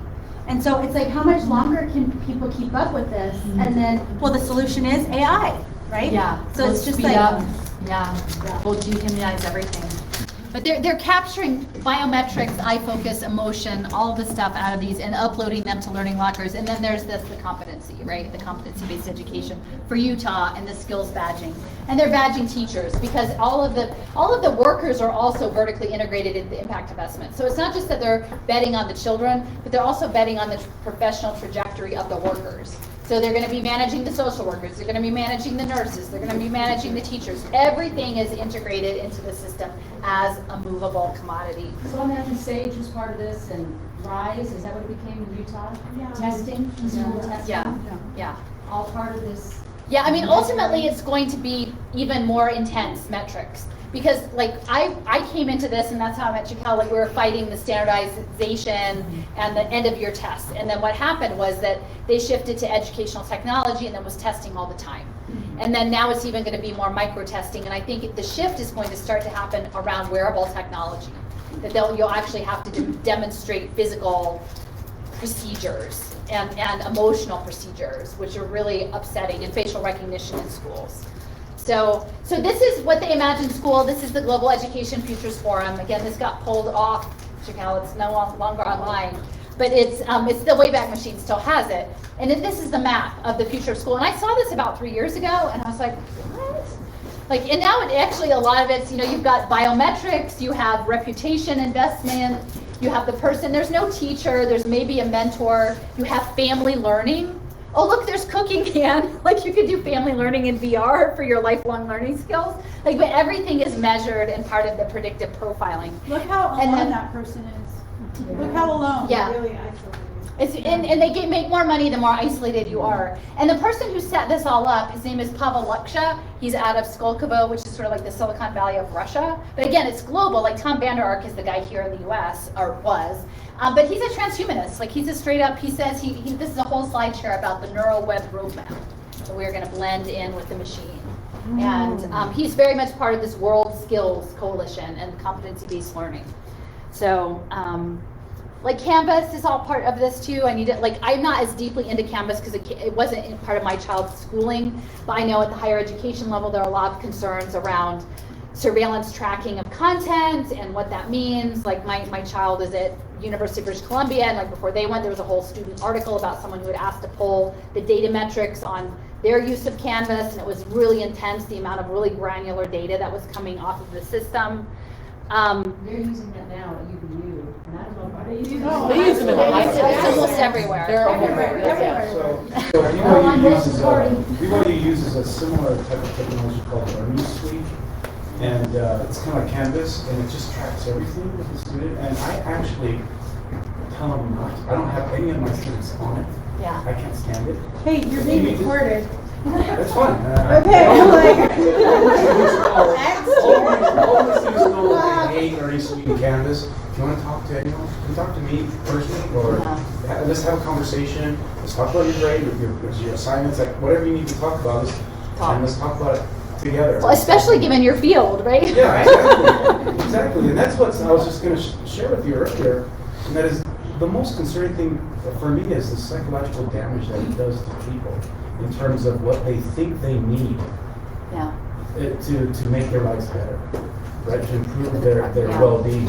And this is just a sad concern to me because it's not needed, and this technology is making it worse.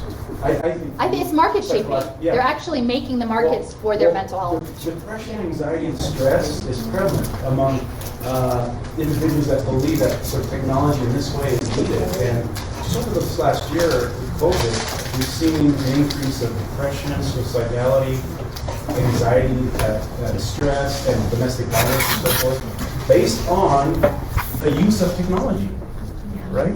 Of course, we didn't have a whole lot of choice around that because of the pandemic, but this is the effect, this is the outcome of the pandemic, which is this virtual world we live in, and it's causing a lot of mental illness in our students specifically. Yeah, I think the market shaping is the key. You cause the harm and then you fix it. I've actually talked about impact investing. There's a Twilight Zone about the UFOs, the aliens coming down, and they bring the people, and everyone's really scared, and they're like, no, we come in peace, like, here's a book. And it says, like, to serve man. And so the woman's, like, studiously trying to figure out, like, you know, what's inside the book, and everyone, like, finally gets on board, like, oh, you guys are the good guys, and they're all, like, walking to get on the spaceship, and the woman runs out to the tarmac, and she's like, wait, it's a cookbook. You know? Like, yes, that's it. The to serve man that we're doing right now is a cookbook. So, you know, if you create a global market in poverty management and trauma management and you make money off of it, your only incentivized is to make more better managed poverty and trauma. Like that's just the logic of it. That's really messed up, but that's what it is. So there, you know, this is a picture of like you're constantly getting credentials and people are betting on you, and you know this is all running on blockchain.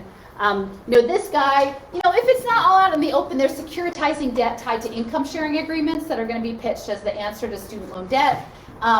And Edley is a platform to securitize that income sharing agreement, which is essentially indentured servitude. Someone pays for your training and your wraparound services, evidently in New Jersey, and then when you get a job, they garnish your wages for whatever length of time to pay that back. Okay, so that's going to be securitized, and guess who's doing it? Christopher Riccardelli, because he's the grandfather of collateralized debt obligations that sank the global economy last time. I mean, it's so obvious. Like, I don't know why, like, when people are like, why isn't, you know, I don't believe you. And I'm like, I know, I'm just a mom. It would be really nice if the New York Times or the Washington Post covered Christopher Riccardelli planning to do to the education debt market what they did to the mortgage market. That would be really great. Like, then I wouldn't, you know, have to do this. But evidently, for now, I still have to do this. So, like, what is our moral responsibility? So this is kind of like my image of like, okay. Like imagine, like this is like post-Fordism, right? Like humans are life, the cars on this assembly line, and then we've got all of these systems engineering. Like what is that system? Is that a, you know, biotechnology injection system? Is this like a mental health text-based virtual reality CBT therapy system? Is this an ed tech, you know, learning engineering system? Like we're going through this thing. And I think we have to stop and say, like, when is stuff like this okay? Like, what is okay? When should we not be doing these things? And like, who's ultimately in charge of this factory? Like, who is maybe I guess if we know that there's a higher power in charge of the Uber factory, but the littler factory that we're stuck in at the moment, like, who is actually running this factory? And so I have a friend who's very lovely, and she taught me about making these like little love, like leaving these love messages with natural materials. So like we've just been going out and like leaving little love things. And I work at a garden, so I'll like use flowers and things, and I'll take pictures, and people like them. You know, it's like a bit of a pick me up. But I was having a day, sometimes I have these intuitive things. I'm like, this morning, like I have to go to John Coltrane's house, because John Coltrane spent some time in Philadelphia, and like he's, you know, when you hear about the Constitution, I'm like, yeah, we don't hear about John Coltrane. And it's about a 20-minute walk from my house, and I ended up, I didn't, like I got there late, I procrastinated, I was on doing stuff on my pajamas on the sofa, and then this person called, like, or got in touch. And it was very interesting, like someone was very Christian, and they were like, well, can I pray for you? And I was like, sure, I could use the praying, like that would be fine. And you know, afterwards I said, I now have to go to John Coltrane's house because, you know, I feel like I'm supposed to, but maybe I was supposed to wait to get this phone call. You know, like maybe I was supposed to get this phone call. So I'm walking up, and you know, it's getting dark because it's, you know, winter, and there's a palm branch on the ground.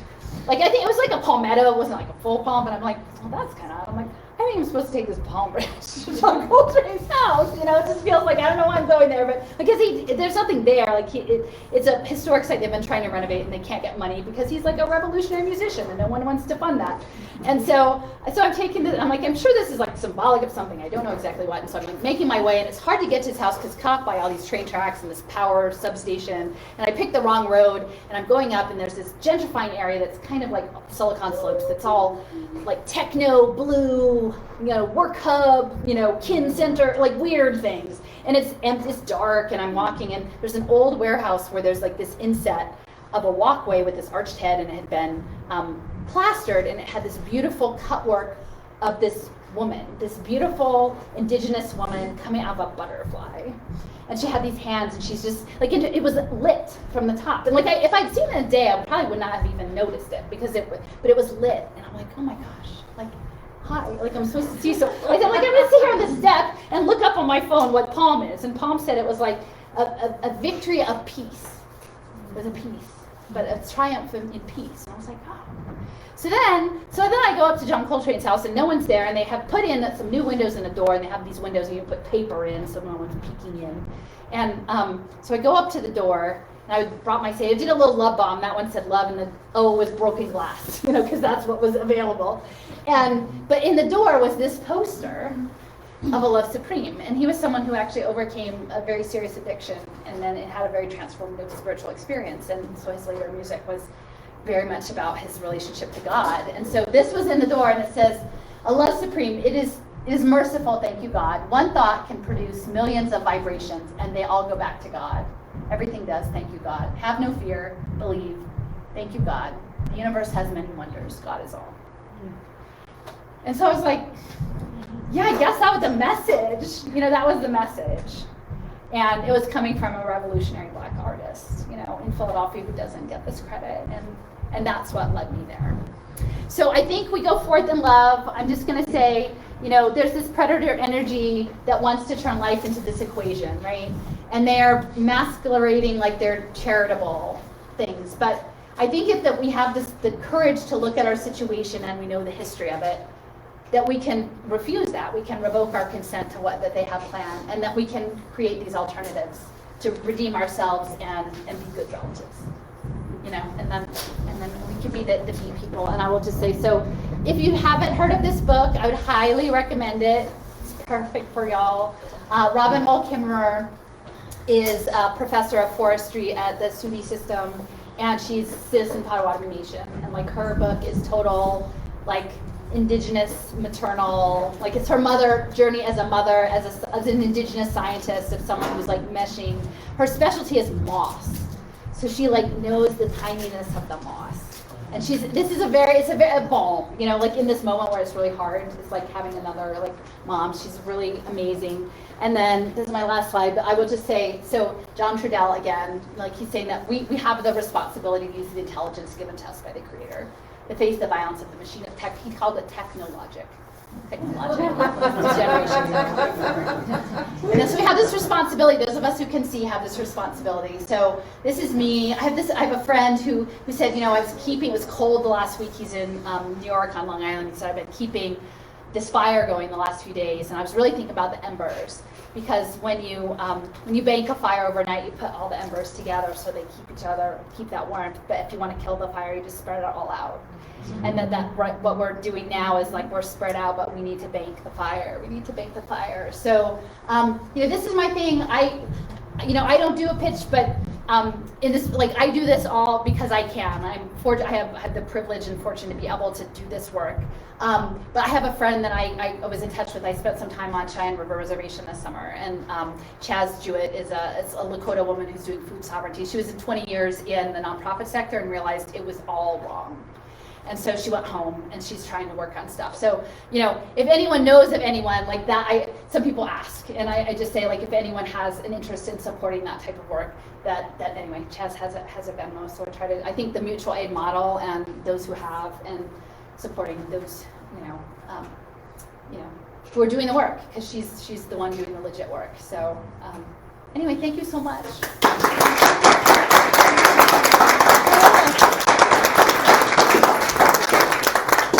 Thank you so much. So yes, we have a gift for you. It's right back here. Three made you a question. Oh, okay. Yeah. Okay, so we have some like big ocean stuff. So a mask, you and we have a pin. And our calendar, which is really special because it has our tenets, like our philosophy in it, and then the local women around the world doing it. So it's really cool. Yeah, I want you to have that. And then we have a shirt for you. And this is special. So these are seeds, heirloom seeds that we've collected. And so this is the solution, we think, and so we want to talk about this as a cottage, like what are the solutions? And in our book, food sovereignty, right, and seed saving, and like the smallest thing can grow into something beautiful. So we wanted you to have this. So anyway, Thank you so much, and they're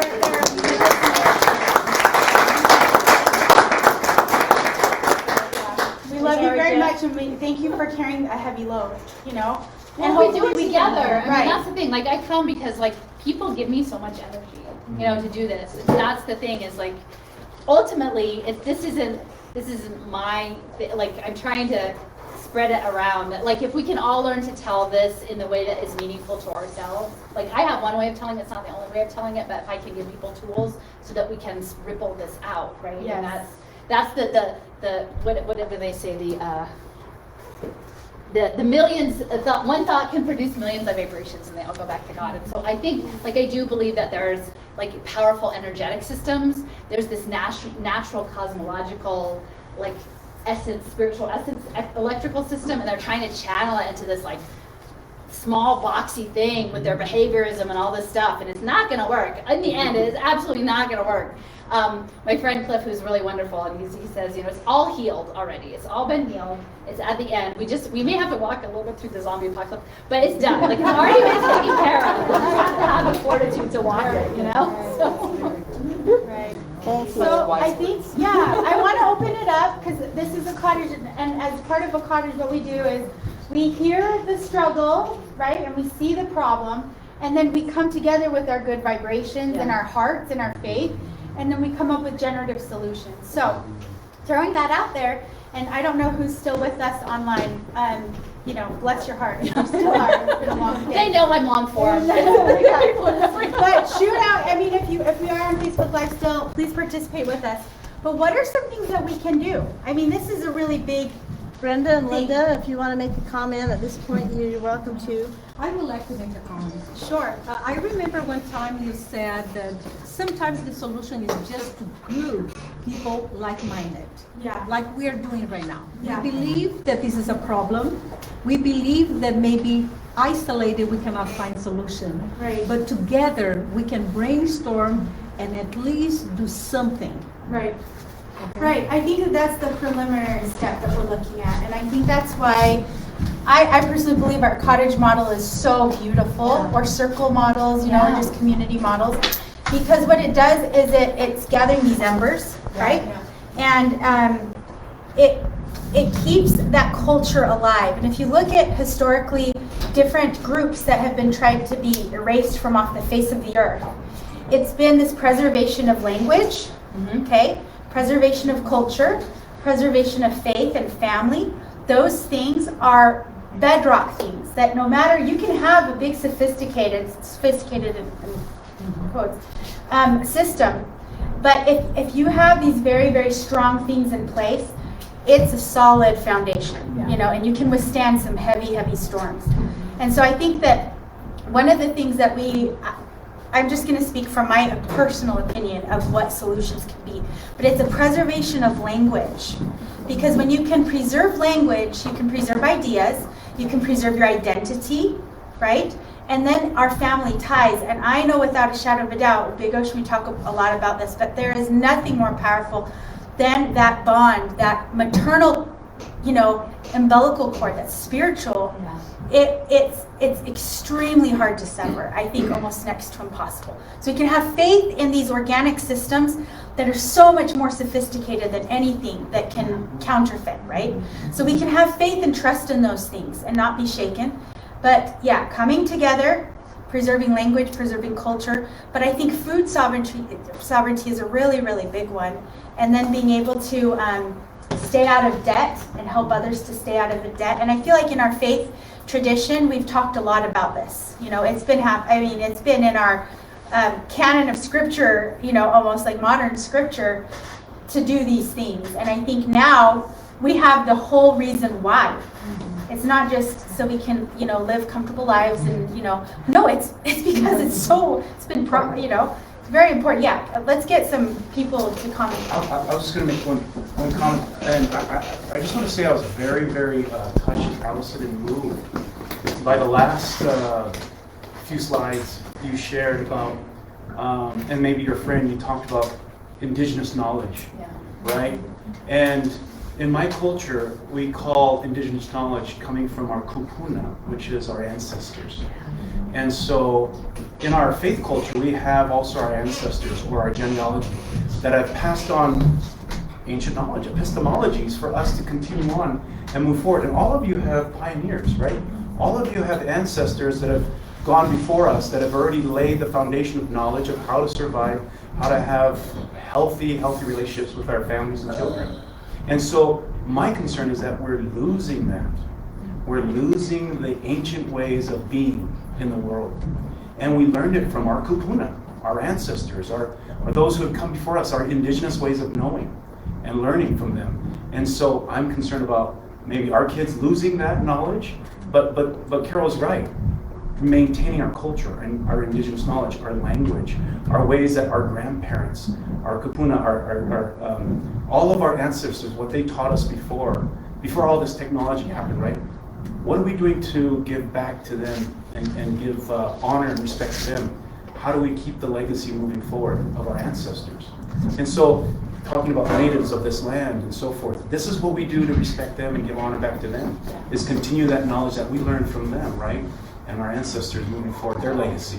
And so I was very, very moved by that. And the type of research I do, I'm more of an anthropological psychologist, so I study a lot around cultures and indigenous cultures and holding on to that ancient knowledge that we have that's everlasting. It's permanent. We don't need new technology to help us. No, we know already. It's in our DNA. It's who we are. We just have to tap into it again. And reconnect with it. More sophisticated than anything that's trying to be created. And I think that one thing that, sometimes it's hard for us to explain. Like, you have such a wealth of knowledge, and I've tried to explain this to different people, but we can tap into our own way of explaining things because there's an intuitive kind of understanding. I think people right now are primed to say, what is going on? This just doesn't feel right. We can tell a counterfeit. We can't quite pick apart why it's a counterfeit, but we can just sense that there's something else going on that's not right. And so I think that, and what I meant by preserving language, I'm not talking about like, you know, my first language is Portuguese. I'm not talking about preserving Portuguese necessarily.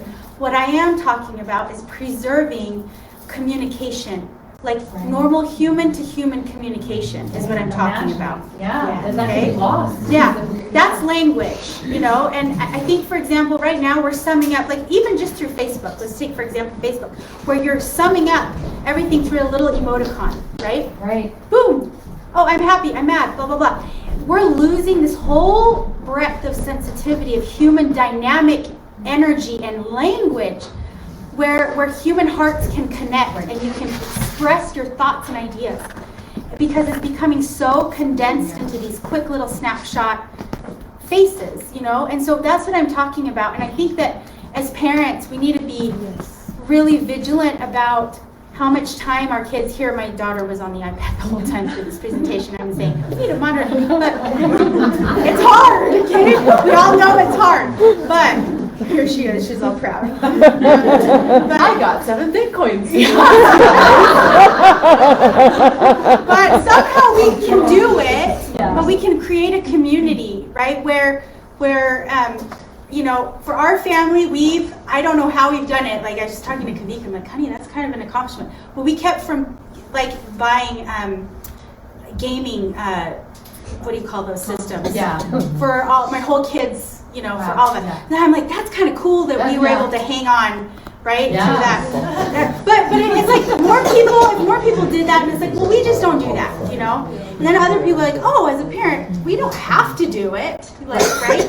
So it's just like coming up with all these million little things, but I don't know. Anyway, Jaquel, you had to say what Carolina is saying is so important, and what Allison was talking about, we covered a lot of things with education and different parts of the economy, but one thing that I've been researching a lot lately is our voting systems and how that's all being, in Utah, cleaned up on the blockchain. We have blockchain voting pilots now that are surveillance voting systems, and both sides of the aisle are supporting it, but what I'm seeing is going to happen with that is the next generation is going to come up and all of their political ideology is going to be fed to them through, if we don't have political parties anymore, which is where we're headed with all this technology, is the technocracy view of the world. Soros funded our blockchain pilots for voting, by the way. Then this next generation is going to be fed a language, what you're saying, what to think, what to believe on every issue. And then they're just going to vote on it through their phone because they're going to go through a voting booth, you know, and that's why this community, this gathering is so crucial, because we're going to have to hold on to that language. We're going to have, you know, Alice and I aren't on the same political spectrum, but that's what was so beautiful about coming together, you know, to fight for our kids' education, because that's what we evolve, right? I mean, that's the thing. What I realized that when I was fighting for public schools was that in the aftermath, that this AI feeding children into AI, it was coming to the Catholic schools, it was coming to the charter schools. If you have digital badges and wearable technology, it's coming to the unschool. So like ultimately, while many entities were pointing fingers at other groups saying, you're taking from us, or we're right and you're, you know, whatever, we were all squabbling when the real a real cloud over all of our kids' education is going to be this AI human capital program, right? And at this point, I'm like, you know, I'm very saddened to how the education system and the response has been largely, you know, that the thing I thought I was fighting for it doesn't seem to evolve into what I thought it should be. But the stakes are high and people have to come together across everything, like from their values. But if our values are that children shouldn't be blockchain commodities, like that's a pretty easy one, right? I mean, that should be pretty easy once people understand what it is. So, and I think that's the power to bridge, right, from people. Call your neighbor and say, who are you really? You know, don't let someone tell you who your neighbor is through technology. That's huge, and I think that's what we're losing with the language that's being lost. Is we're losing the nuance of thought, of human thought, of sitting with somebody and understanding where they've come from and not labeling them conservative liberal, blah, blah. Because that's what that does is it just separates us. And when we are separate, we are vulnerable to a lot of these issues. And we need to preserve just philosophy, like philosophical thinking. And you can't preserve human thought without preserving words that have some kind of a substantial meaning behind them. So like holding on to just very, specific language, I think, and learning, and they use language very well against us. Yeah. They do. But one thing that's interesting, and I love that your background is in the humanities, because everything here is being geared towards science and tech, right? Mm-hmm. But I feel like the things that preserved cultures and language, let's talk about the slaves, right, in our civil, in the United States. The thing that preserved their escape to freedom, right, were the quilts, the showaways, their songs. Right. So it's music, it's stories, it's, it's art, craft, family time, all of that, that's a protection. And that's a way to still keep people gathered and united when you've got very forceful, systems trying to pick you apart. Yeah. So I think that there's something to be said about nurturing the arts, nurturing music, nurturing the humanities part of, because it keeps us kind of grounded in nature, in reality. Well, I think that the vibrational stuff, the song, communal, choral song and music and gathering and those, I think it's quite a loss, the loss of people not being able to come together and sing or share their spiritual, that has been a big loss in recent times. We can't lose it. So, that's something we have to resist against for sure. But yeah, I one thing, I don't know, you guys go ahead and share. I don't want this to be, go ahead. One thing, I think in all of this too, what we're talking about is we all need to have a little bit of courage too, to do what we feel we need to do inside. If you see something, but everybody has their kids in public school, but you don't feel good about it, get your kid out of public school. Start homeschooling. You don't want to wear the mask because you could see kind of what's going on behind it. Have the courage to not wear a mask. I think, and as we get together in groups, we draw strength from each other. But at some point, we need to have the courage to say, I'm not alone. There are other people that feel like me. And we've got to start making a stand, because think of the difference that could be had if everybody stood up who felt the way we felt. And there are a lot of people that feel this way. But they want to isolate us to make us feel like we're alone and we're the exception. Yes. No, don't buy into that. Can I just say one thing too? I feel like this is why Big Ocean comes along, because we have these cottages. So if you live in some area and you have some friends who think like you do, just get together. The only thing we ask is if you're a religious person, start with a prayer and discuss a tenant. Then ideas will come, and then information are going to be exchanged. And soon enough, instead of having one group, we're going to have tons of groups of women who are courageous, who are enlightened, and can make a difference. I will say I've had a couple folks for soup.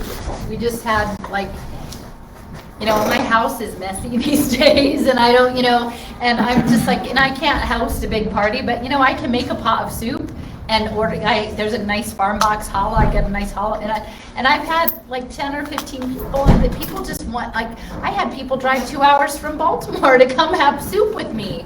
And but if you extend that invitation of that hospitality, and some of it was about talking about this stuff, but some of it was just being with other people who were in a similar headspace. Yeah. And that was really comforting. So and I think being willing to be human and not be perfect. You don't have to have everything perfect to have people over. Just have some people over. It's all right, and then respect each other's humanity in that. It's I don't know. I found that really nice, and I need to get back to doing that in February. That's a great thing. Well, we're kind of wrapping up on time. I think we've, You've got to come back in. Okay. I just was thinking about how important it is to take care of each other. That slide you had up there, you showed broken, and the government is making a market of brokenness. And it's our responsibility to take care of each other. And that's I just think it's a key. Ministry. I'm just so grateful for you guys hanging with me so long. I know it's a lot of material and Thank you for putting it together. Yeah. I have an email on my website, so you can email me through the website on my about page, because there is a lot here. I mean, there's probably a whole lot that I didn't even get to. You know, in the health systems and other things that I haven't had a chance to dig into. So, but I think once you have the schema, you'll be able to have a new lens to look at things. Yes. Thank you so much.